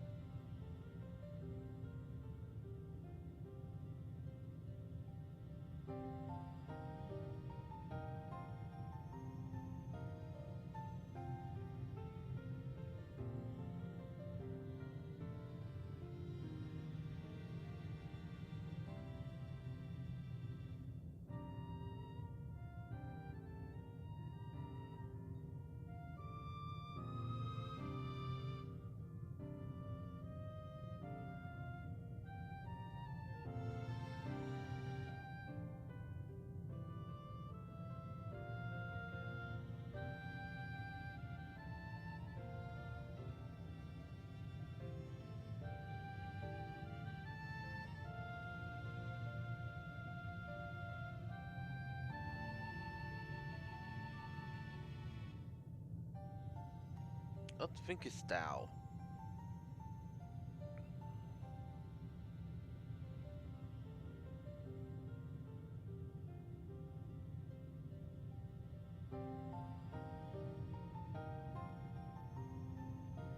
Don't worry, come to a consensus. Zero thought, the truth of the universe. Keeps the stone pillar just outside the bounds of the abode, a place called... Yeah, that.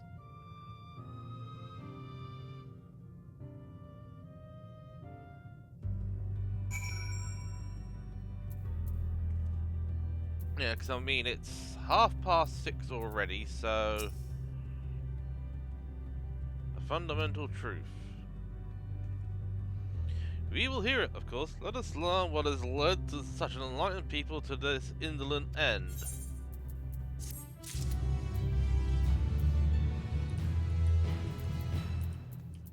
Nurionje, where knowledge leads. Now we join the air. There's one trifling matter I would fain investigate.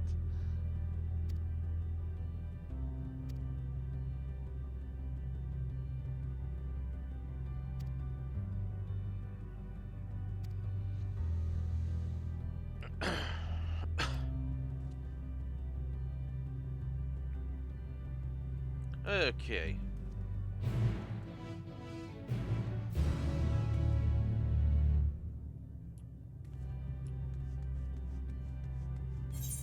Yeah, because as you can see, we haven't unlocked any quests, and we've only got 2 down here. I think those are the only ones we ever get on the Dragon Star section.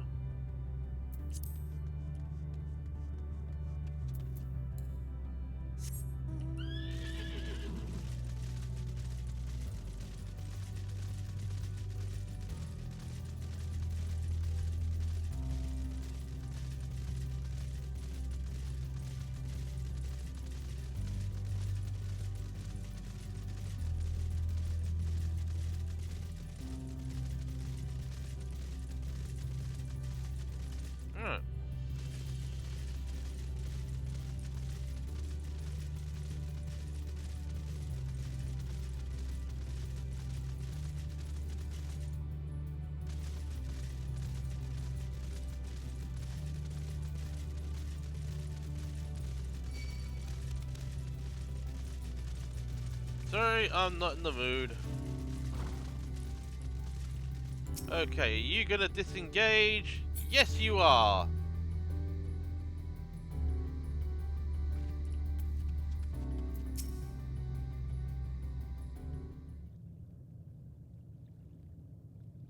Aye, this place shall serve.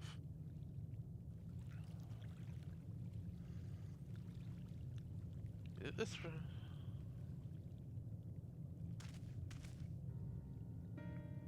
May you forgive me, my friends, there is naught to investigate. 'Twas but a pretense to speak in private.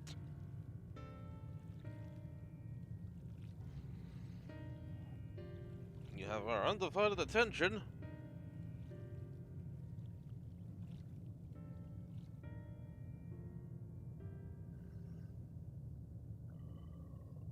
Oh, I was just hearing out of fools that are recreated in their twilight days. Yet one question doth arise in my mind. So fixedly formed are the simulacra, they believe themselves yet amongst the living.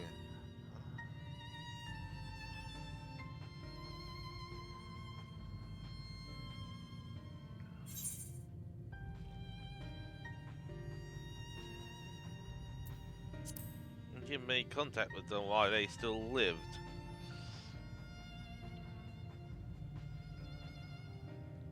Good. So visit the start of the dragons in the air before either race perish in their entirety. Thus she can make their emotions her own, and with them create more fateful simulacra than she had relied on any historical account. So do I theorize, and upon that assumption, consider how these two races emotion of those nearby as her own. Heightened sense of empathy is intrinsic to her nature as an Endwalker. In the course of her starfaring journey, she has encountered beings who strongly desire the cessation of their existence. She will be powerless before that desire, even if she possesses the power to grant it. The Promethean did unleash dynamis and usher the dragons in the air unto their doom.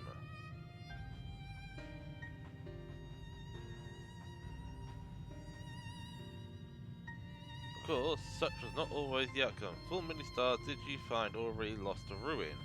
In order to create a terminus, however, the fervent desire for the end is essential. Therefore, should you struggle to find a way forward, pray ask yourselves this. In the place where you stand, where is the soul that yearneth most desperately for oblivion?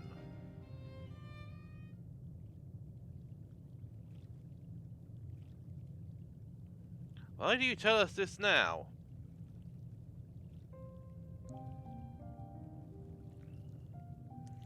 There again will I betray your trust. The pledge I did make to my comrades in bringing thee into my confidence, I would remain true to my word.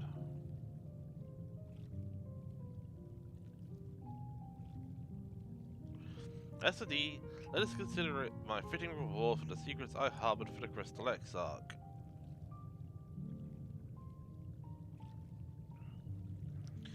I once placed my faith in thy chosen path, walking at thy side, full knowing that we were bound. Yeah. In faith as I fulfill mine own destiny. If you say my death has come due, how am I to refuse? It is indicative of me, I know full well, and I can't.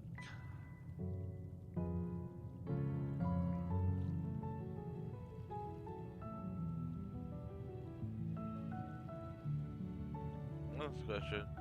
Well, I stand strongest.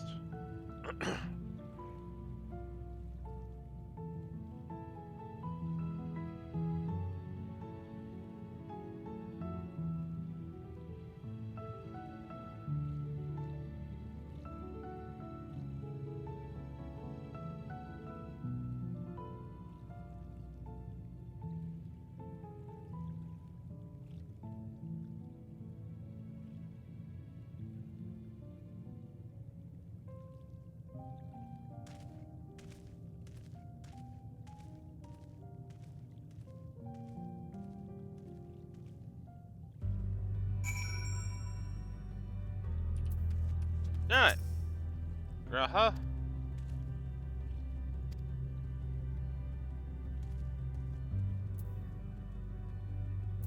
You know what?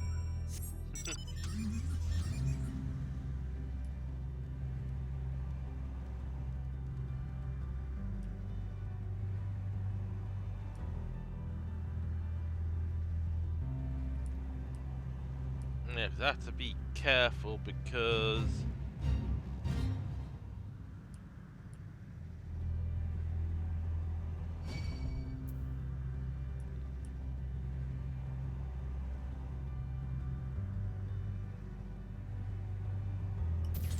we can't actually do anything because I do not have flight. Hang on, where is the nearest ether current? And I'm driving away from there, so...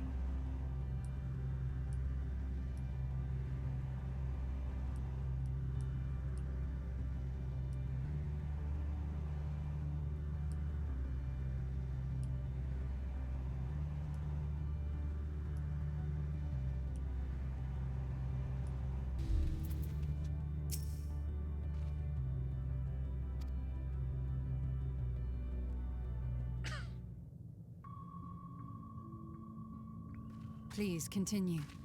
Tell us about this truth you discovered. Very well. Bear in mind, however, that the purpose of this conversation is not to impart scholarly knowledge, for such requires that you comprehend the subject matter, which you will not. we will forego the intricacies of our scientific methodology and deal only with the conclusion, the end of our society and our world. We acknowledge, with regret, that your star is in the midst of the same panic-induced cataclysm that befell Deneb 3. As such, in order to avoid causing undue distress, we will refrain from explicitly stating how much time you have remaining. You are entirely too kind. I pray you recount your tale as you see fit.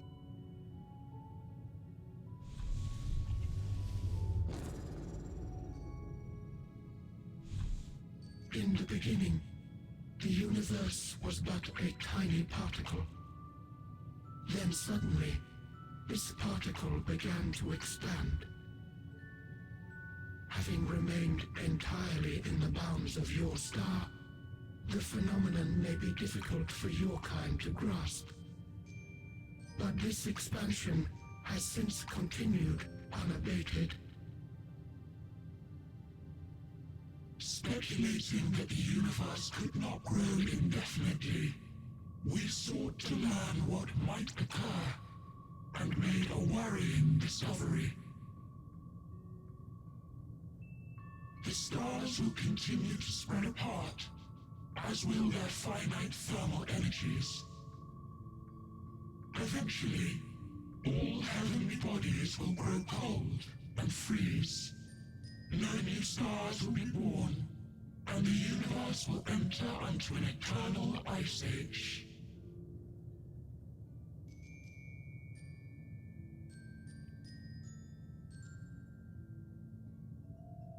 In hopes of proving that this determination was erroneous, we scrutinized our research from all angles, even as we sought to avert the everlasting winter.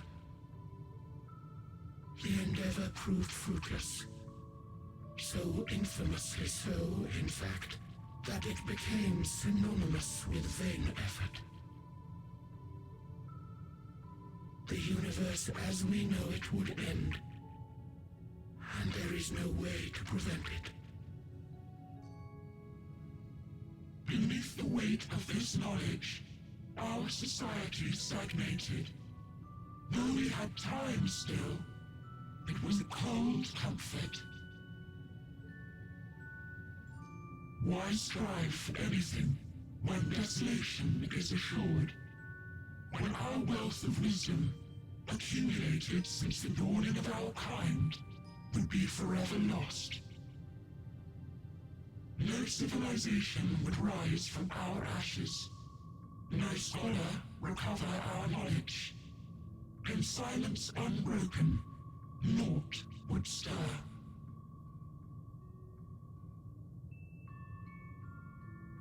Intellect was once our pride. Overnight, it became our shame. Our works, monuments to futility. Immortality, our greatest invention, became a source of suffering. Rather than suffer on, many chose to unmake themselves by means of etheric exsanguinators.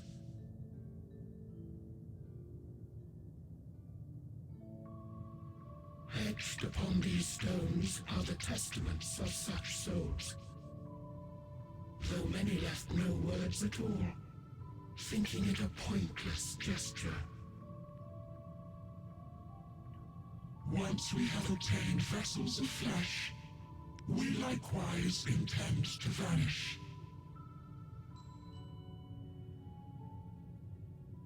If you understand this, understand aught of our tale, you will abandon your quest for knowledge.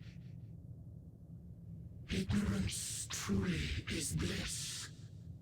If you would cling to your illusory happiness, remain primitive and pure. It is the only way.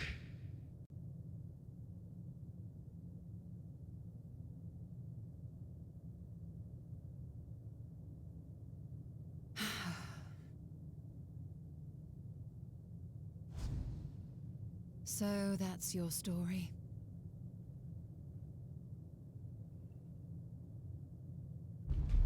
While I appreciate your advice, I will not heed it. Convinced though you may be of this truth, it is yours and not mine. Indeed, truth, I have ever believed, is in the eye of the beholder. Are you suggesting that we have reached a faulty conclusion? That our science failed us? Hardly. As you yourself said, the subject matter is beyond my comprehension. And that, I accept, is true. I do not possess the knowledge to prove or disprove your conclusion.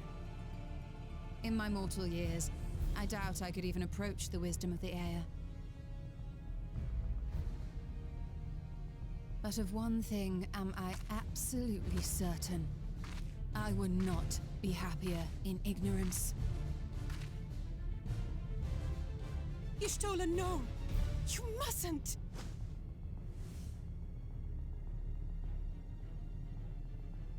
The most important lesson I've learned is that learning isn't simply passing one's eyes over words. Nay, 'tis when understood for oneself that knowledge attains its true value. This is what has sustained me, driven me onward in joy and wonder, in anger and sorrow.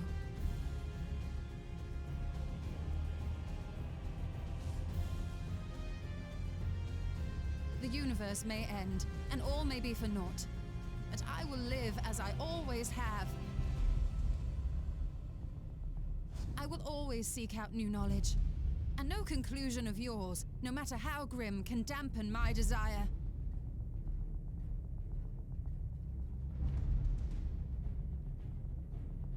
I suppose it is only to be expected. Their feeble minds cannot fathom the terrifying gravity of it all. But worry not.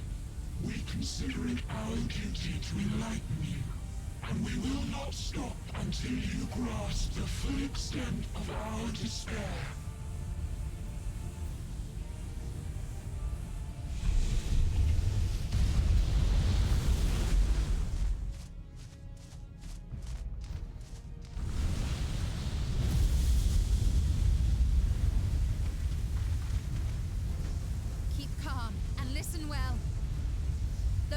Will soon dissipate. There may be a way to restore it. Azim's magic. So long as our souls remain, you can use it to summon us back. But you mustn't, for it would mean losing our way forward. This I only reveal so that you can promise not to invoke the magic. We came here knowing what victory may cost, so press on. Press on, and do not look back.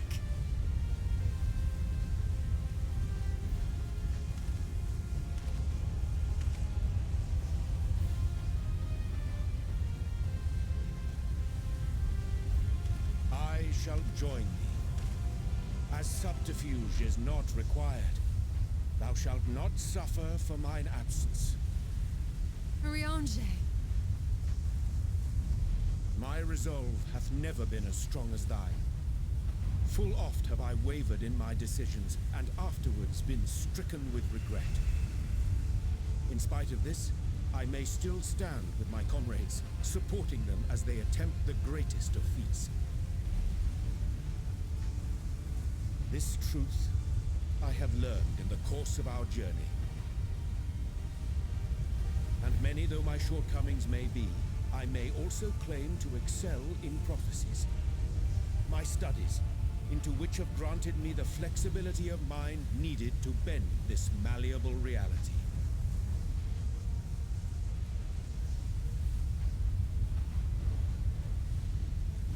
Thus shall I hope that thou mayest have the strength to resist, and our comrades the strength to continue.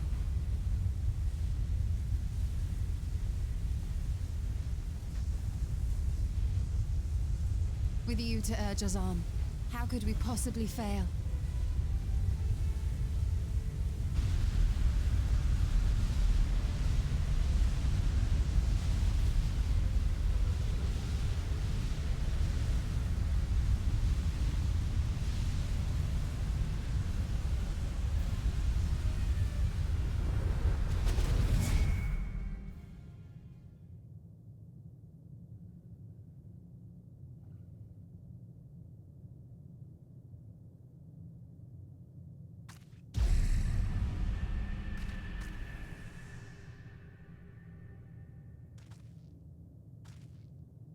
What's this? An extinguished civilization. Rekindled?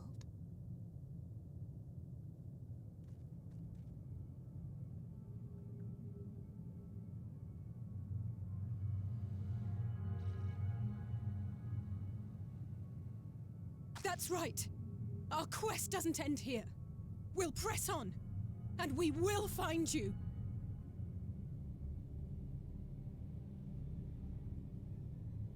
There. That's where you'll find me. Is that another star? Of the stars we visited, most were already devoid of life.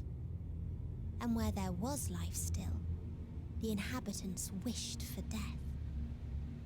But even death, we learned, isn't truly the end. It is but a part of the cycle of rebirth.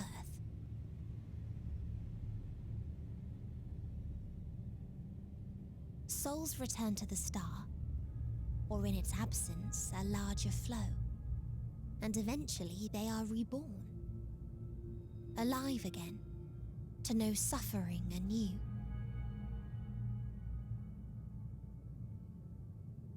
True salvation lies not in dying. It lies in not being born.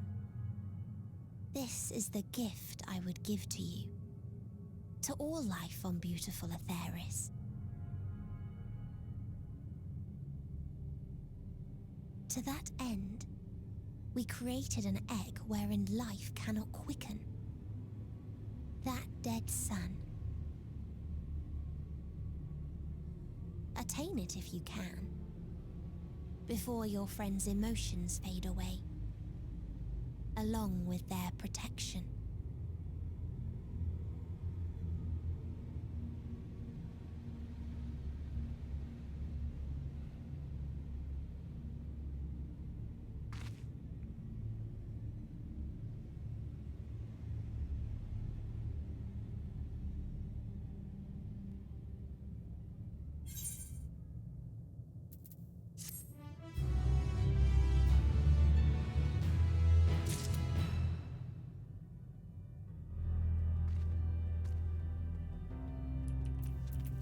Right.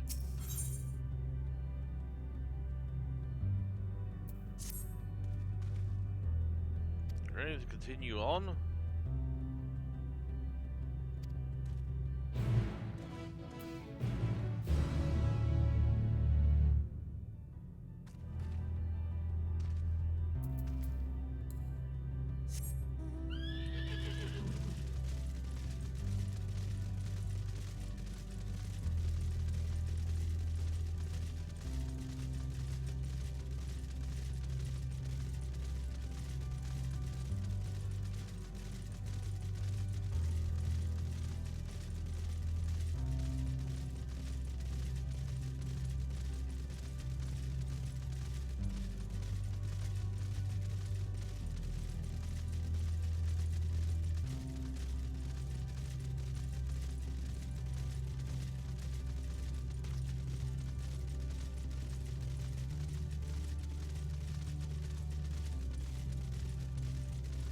Okay, here we are.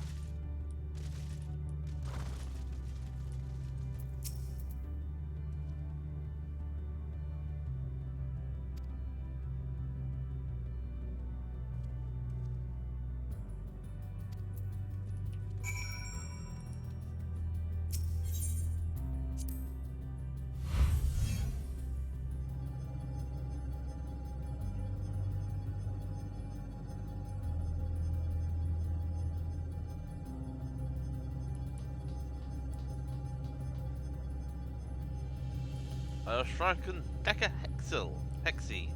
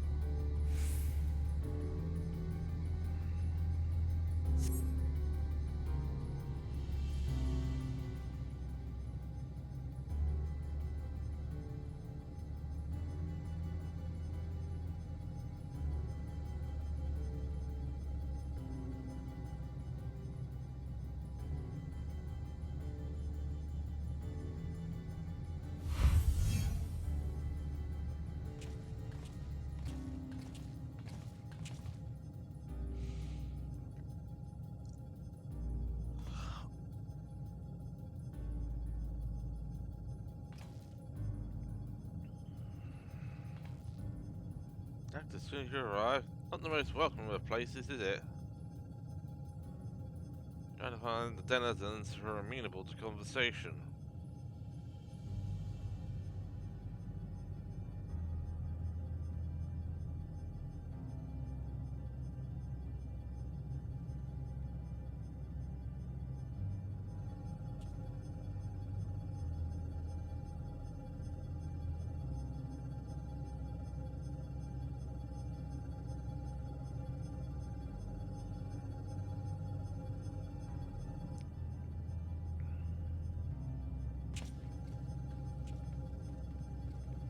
Yeah, and you'll actually recognize this flooring.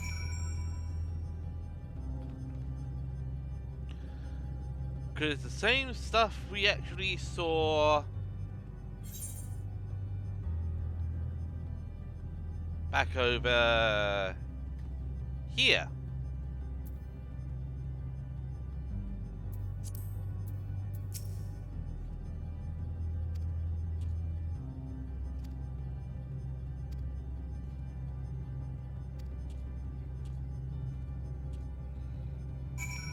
Search the area for denizens.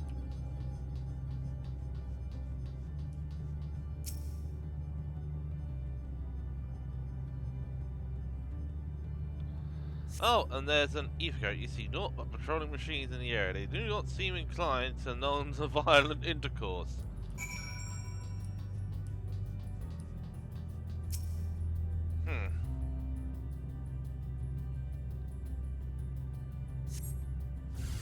You are under attack.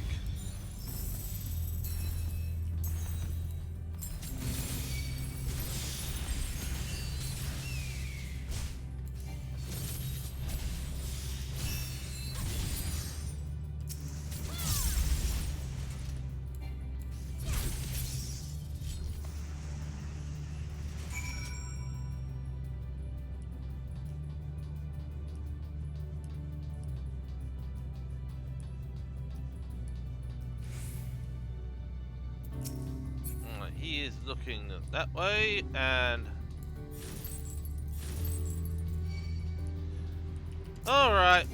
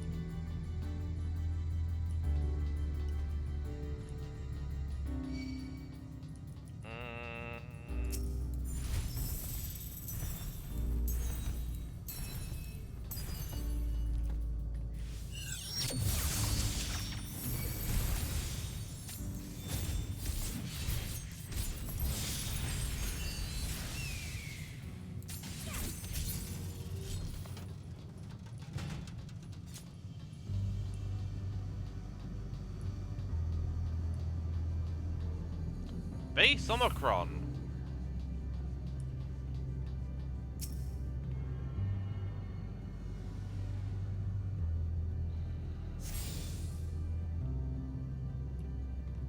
Alright, and it's gone 7 o'clock, so... Let's see if we can communicate with them.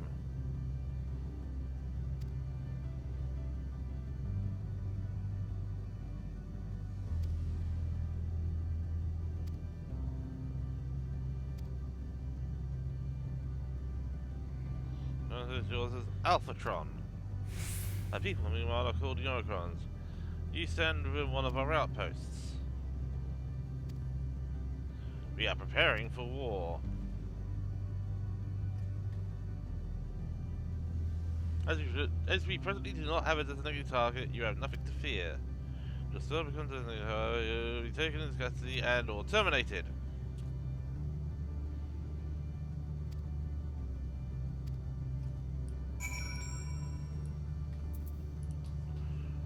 Alright, nearest ether current, 110 yards to the south east. Over here. That'll probably be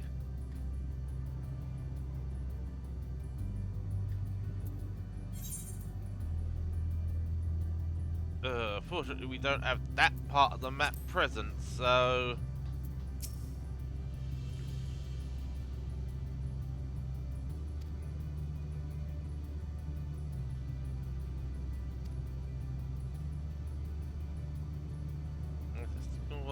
issues instructor.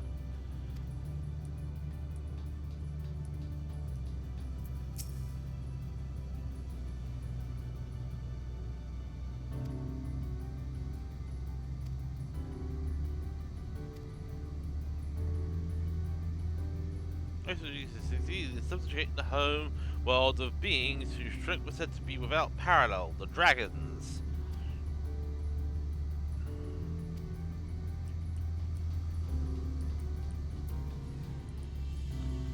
So they started to... So this snapshot was after the War on the Dragon Star. So things went to shit shortly after the war with the Dragon Star.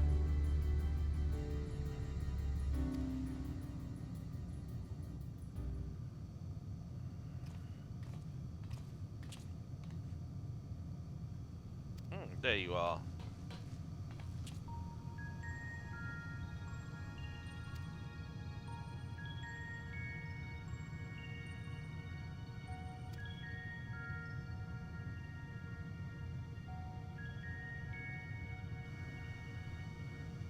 So, did you find anyone to speak with?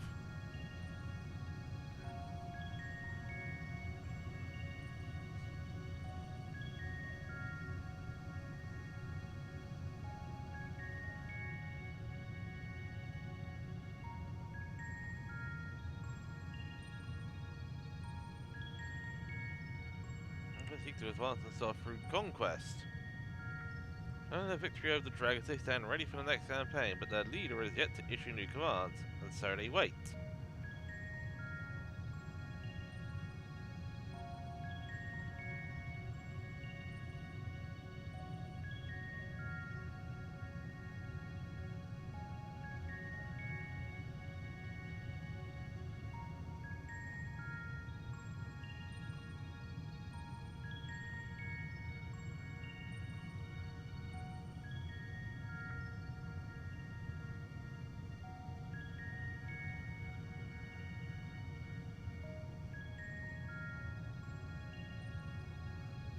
State of affairs.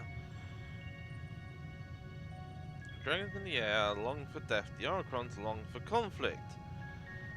Such they may need to... yeah.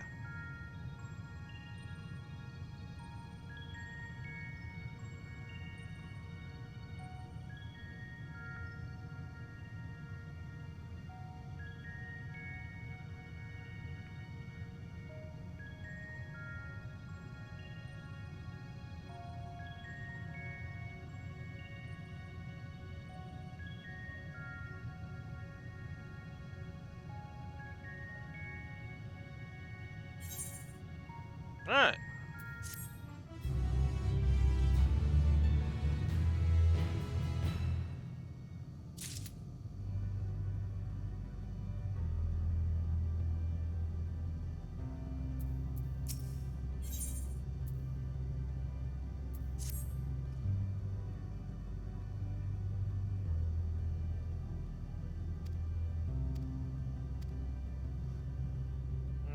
Okay.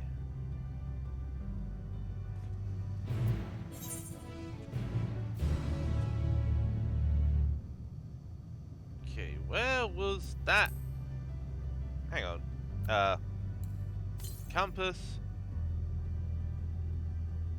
Over there. Okay, so what I'm gonna do...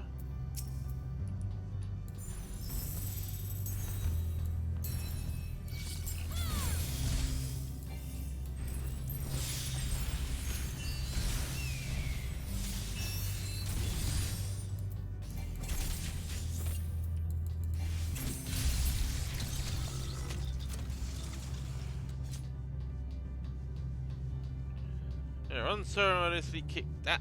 Oh, and there's a Vista as well.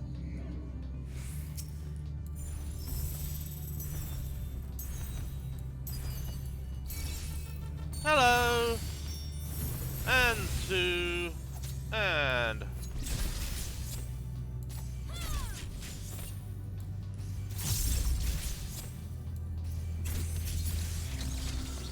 Thank you.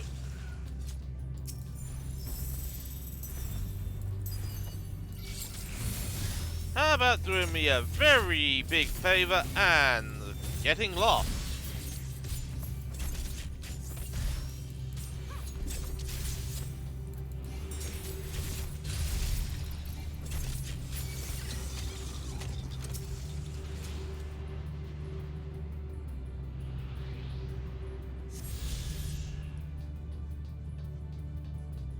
Oh, and there's another one over here.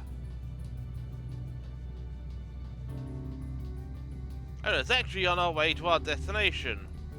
Which way is that thing looking? Other way.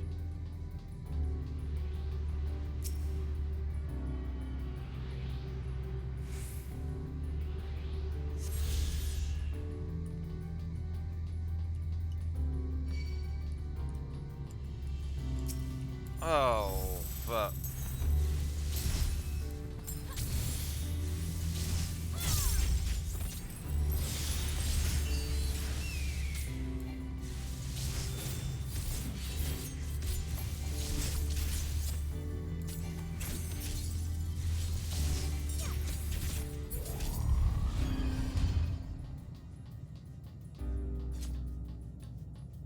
Alright.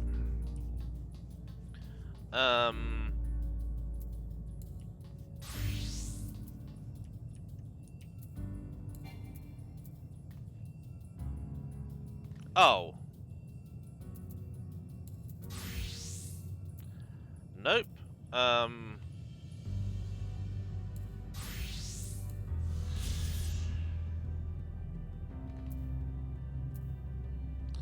forgot you needed to actually be level 80, and since the only class I actually have at level 8, well, classes, though they're the same, are Scholar and Summoner.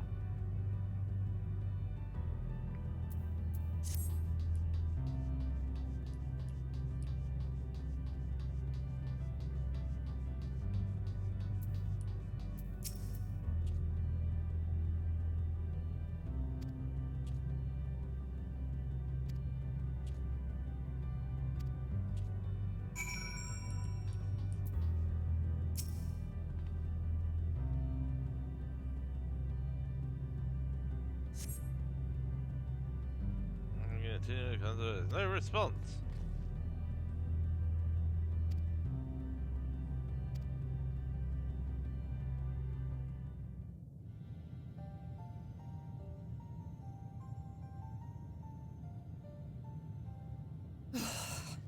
Well, I'm out of ideas. As am I. Operating such consoles is trying enough. But if we can't even activate it? Perhaps there is a way. First, consider the world that has been recreated here. Its inhabitants were machines who gathered combat data to enhance themselves. And among the many wars they waged, the most notable was that against the dragons. The significance of these details may be lost on you now, but they lead me to believe this was the home world of Omega. I speak of the ancient weapon, the one which the Alliance unleashed upon Shinru.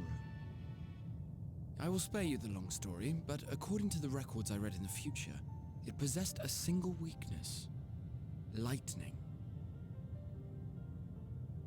That's all well and good, but what does that... Wait. You're not thinking to strike the console with lightning, are you? As a matter of fact, I am. Ask yourselves this. Why would an entity as puissant as Omega not be designed to suppress the effects of lightning? Because it relies upon it, or something akin to it, as a source of energy. My thoughts exactly. And there is a good chance the same is true of the Omicrons and their devices. So, shall I cast caution to the wind and try something reckless and dramatic?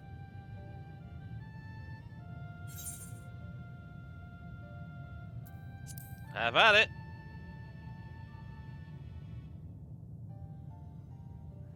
Very well. Here I go.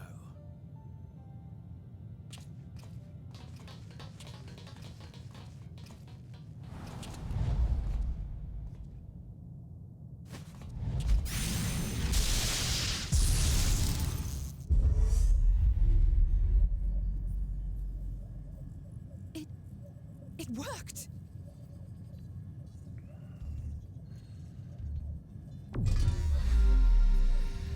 Opening connection to Communications Module 1. Connection established. Transmission. Strategic Matrix Signal 1 now online. As the primary strategic matrix, you may address me as Sir. Checking for new communications. None found. All units, please maintain current state. End transmission. Closing connection. Wait! We have questions for you. Of late, no mission orders have been issued. Why not? Has there been some manner of trouble? Reply. The Extended Operations Unit is yet to determine guidelines for future assignments. All strategies are calculated, devised, and actioned in accordance with said guidelines. In the interim, all citizens are directed to maintain a state of combat readiness. End reply. Awaiting query.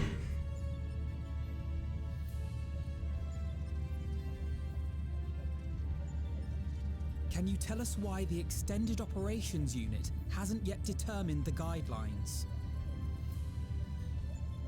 Unable to comply.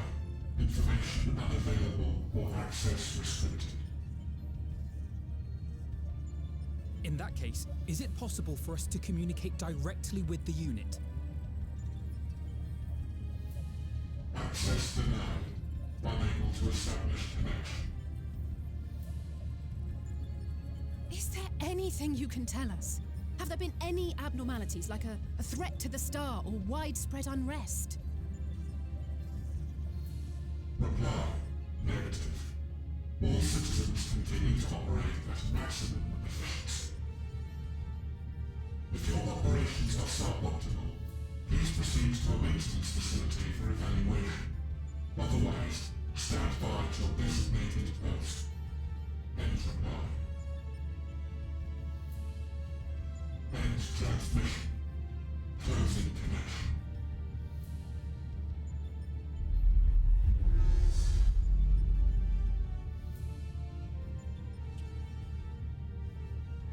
I could activate it again, but I doubt it would be productive. What do you think? If all the Omicrons really were running as efficiently as it claimed, then I doubt they were hoping for life here to end. As this Sir told us, there just haven't been any new instructions, and everyone is standing by. Should be standing by at any rate. If there are those that are neglecting their duties, perhaps we can glean a clue from them. I propose we take another look around, and also try to find the operations unit.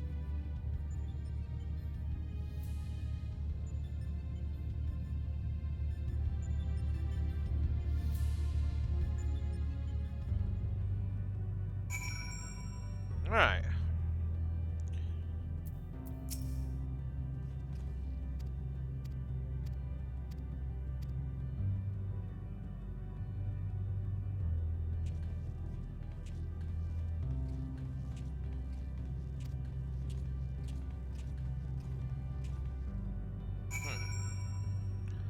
Okay, since we've got about 10 minutes to go, and I think we might be close to... Right. I'm going to quickly switch the secondary display over, and I'm going to quickly pull up the MSQ list.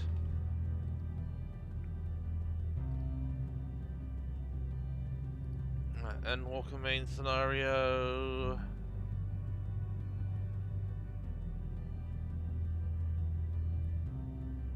Okay, so we're a couple of quests away from the next segment. So, yeah, 2, 3. I think what I'm actually gonna do is something. Hopefully, I can actually get everything I need. So, right, sort out that, and right, it's going to require us to teleport back. Actually, I think there are market boards in Shirogane, so this is probably going to be the cheapest way around.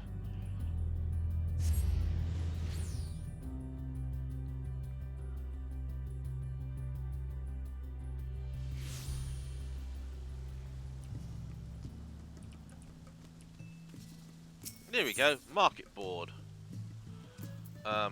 Actually, first things first, summoning bell.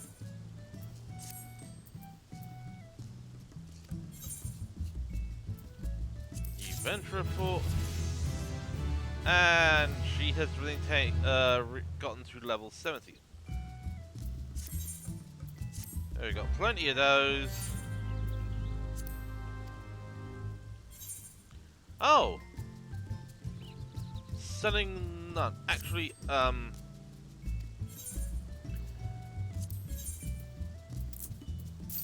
yes, I need all the gil you've been holding. And let's see,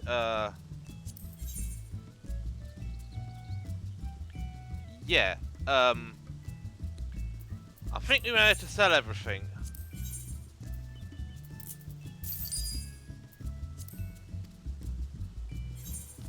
There we go.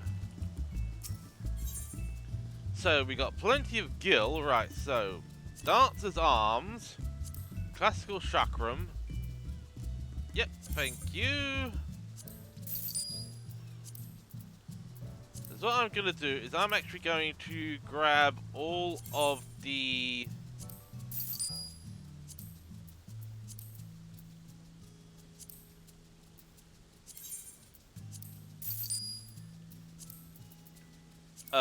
level 90 gear, because this is going to be better than what I can get for tones. So let's do you. So what I'm actually going to do is get just one ring, nanny,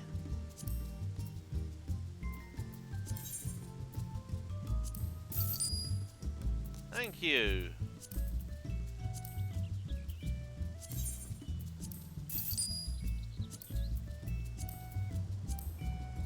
Don't know why it gave me that error. Unless someone had already purchased that item. Right, I'm only going to purchase one ring. For now, okay, so, dies.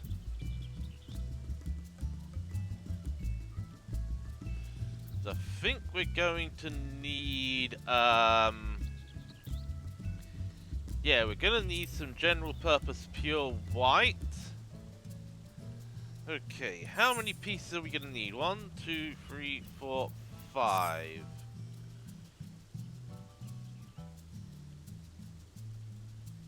Oh, that is gonna be expensive. Hang on.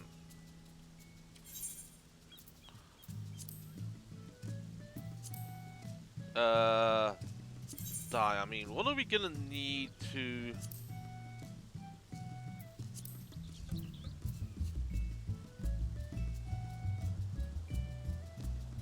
Okay, so we can use pure white. Let's see if they have,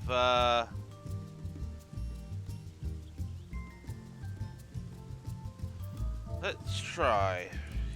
Pure white. No matching items. Let's try searching for a partial match. Yeah, and it just shows up the general purpose pure white. Which is going to be stupid expensive.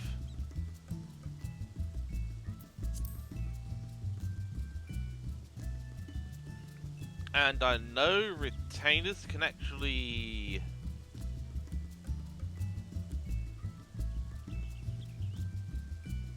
get it from...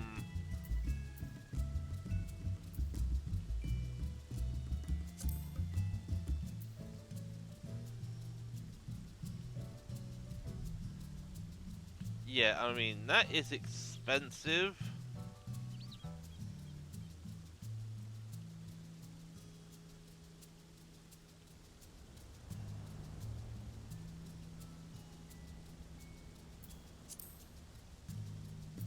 Yeah, so...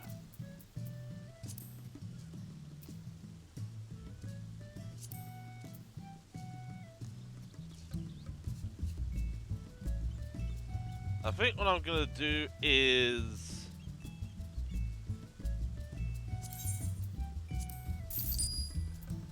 just go for Snow White dye. So what I'm gonna have to do... Huh.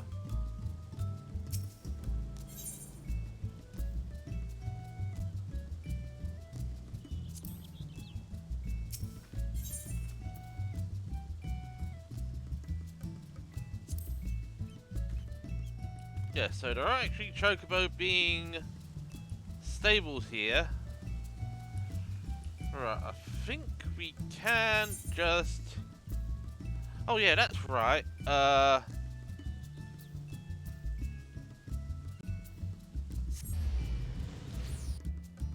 We should just be able to head back out to Kugane. The residential district. Because what I want to do is go to a... Yeah, this is all... Wait. Oh.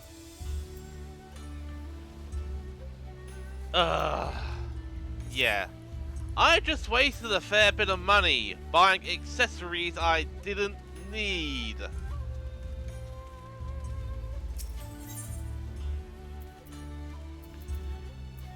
Right, let's head to the Bacaro Inn.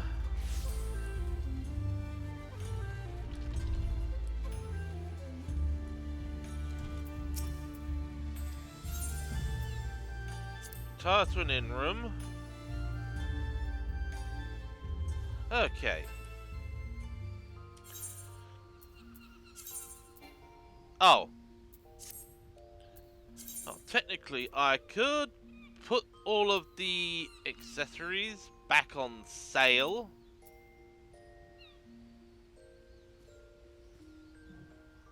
Right, place an armory chest. Let's just hope I am not going to be running out of... Yeah, okay. Let's try this stance again. Recommended gear. Yep, there we go. Equip. And... there. Item level 580. Right, so,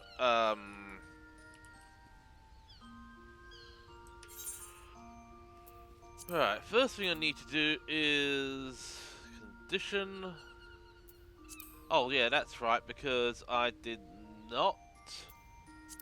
I've not been in any fights with this gear, so...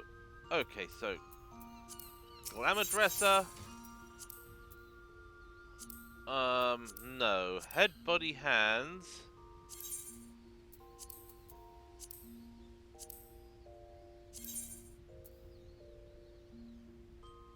Oh. Oh, because I'd only put the headpiece in.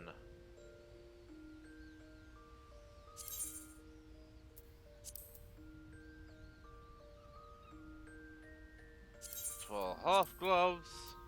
Right, that's hand, legs and feet.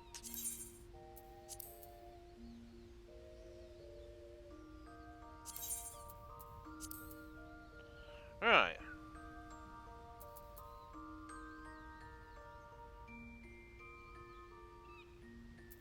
And right, let's edit glamour plate. So we should... Yeah, because that's the one... that. That. Okay, let's see. You...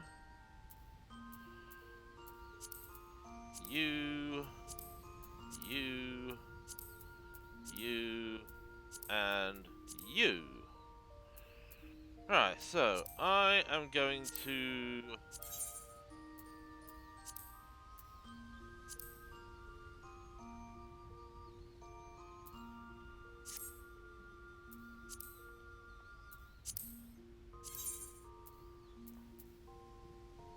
reflect. Reflect.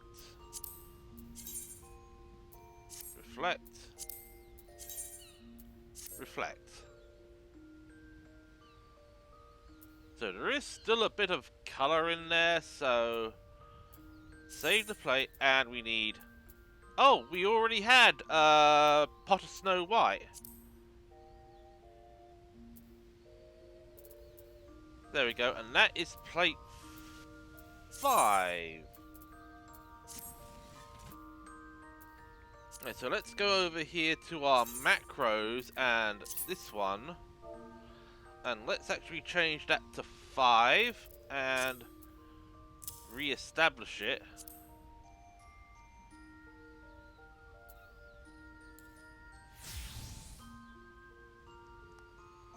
There we go.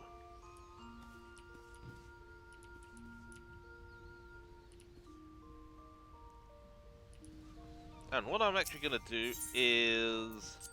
I'm actually also going to summon the Festician.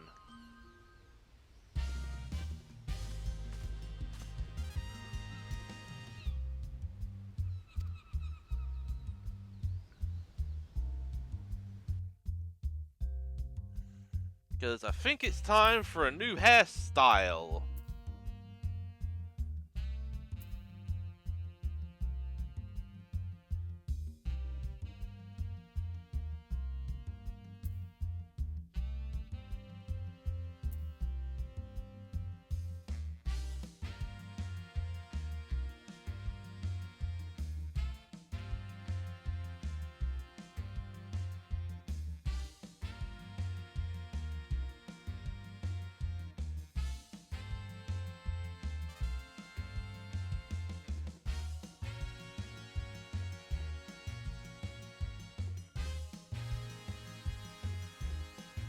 You know what?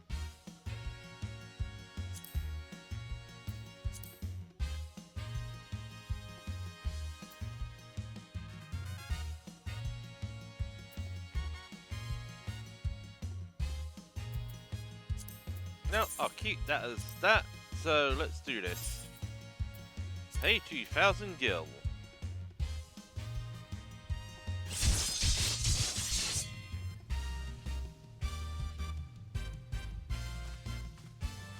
Mm-hmm.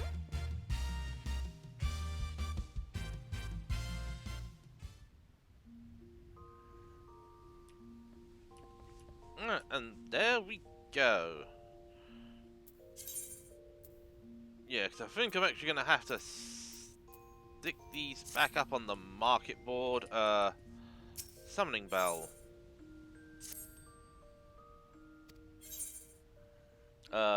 Sell items in inventory on market. Yeah, because I made a whoopsie. Right, so 51701.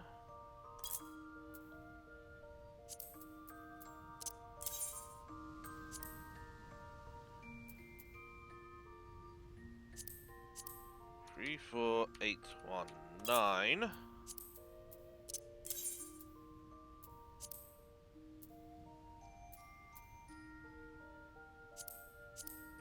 32997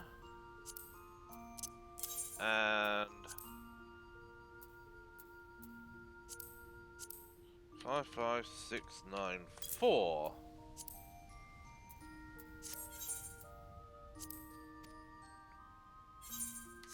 There we go.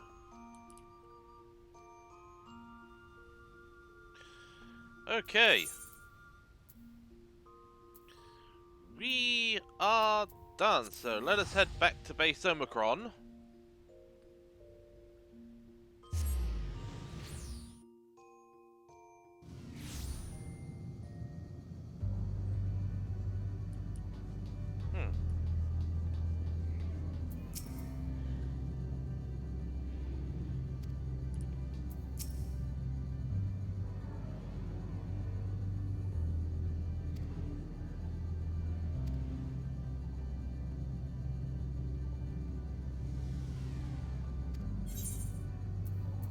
Yeah, Dynamist crystals. And I don't think we have that much in the way of bi-colored gemstones. Yeah, we'd have to head back here, but since we are in a sanctuary... let's see, oh,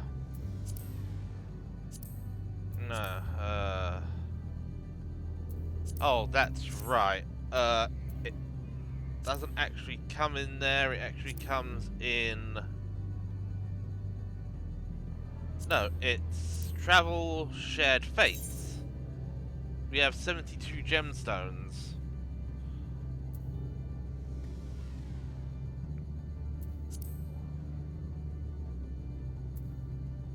Yeah, we haven't done much in the way of fates in many areas. Right.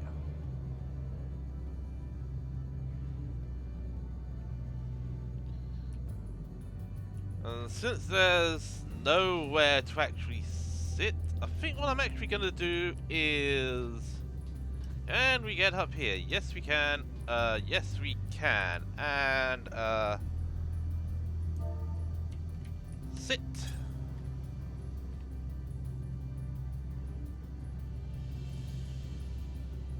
Okay, so what's the command to...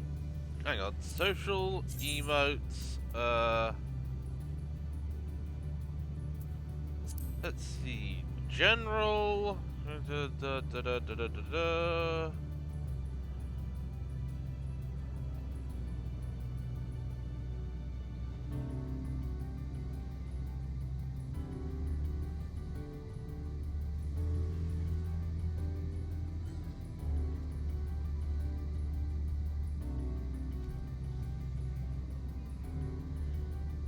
I know there's actually a...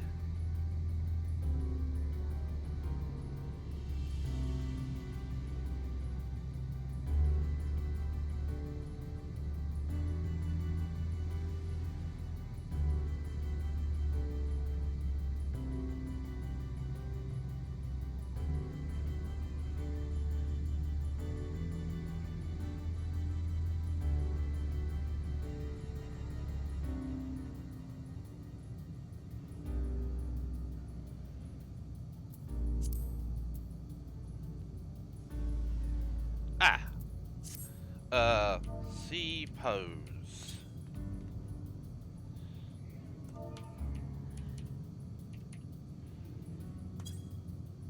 Uh.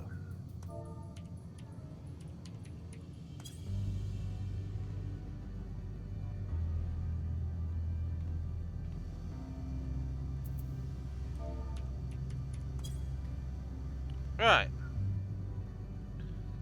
Yeah, so literally after a few seconds. Yep, so that is where I'm going to actually leave things for today. And just one moment.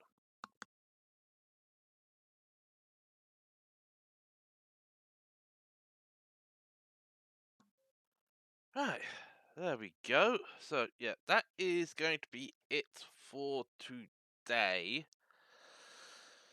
Yeah, actually, how much space do we have left on that? Ooh, 8.5. So we should be able to download this VOD, but I'm going to have to start uploading more in order to get more space back, because I'm lagging a bit behind on that. But yeah, I will be continuing this on Tuesday at 5 o'clock or earlier. Thank you for connecting. Yep. Well, we will be continuing this because hopefully by the time I actually reach the end part and the first dungeon and the next trial, it is going to be late enough that there will actually be people available to actually do it, unlike what happened on Tuesday with the Mother Crystal, where I had to go into Trust. So, yeah, I will catch you on Tuesday, where hopefully we will be concluding Endwalker MSQ.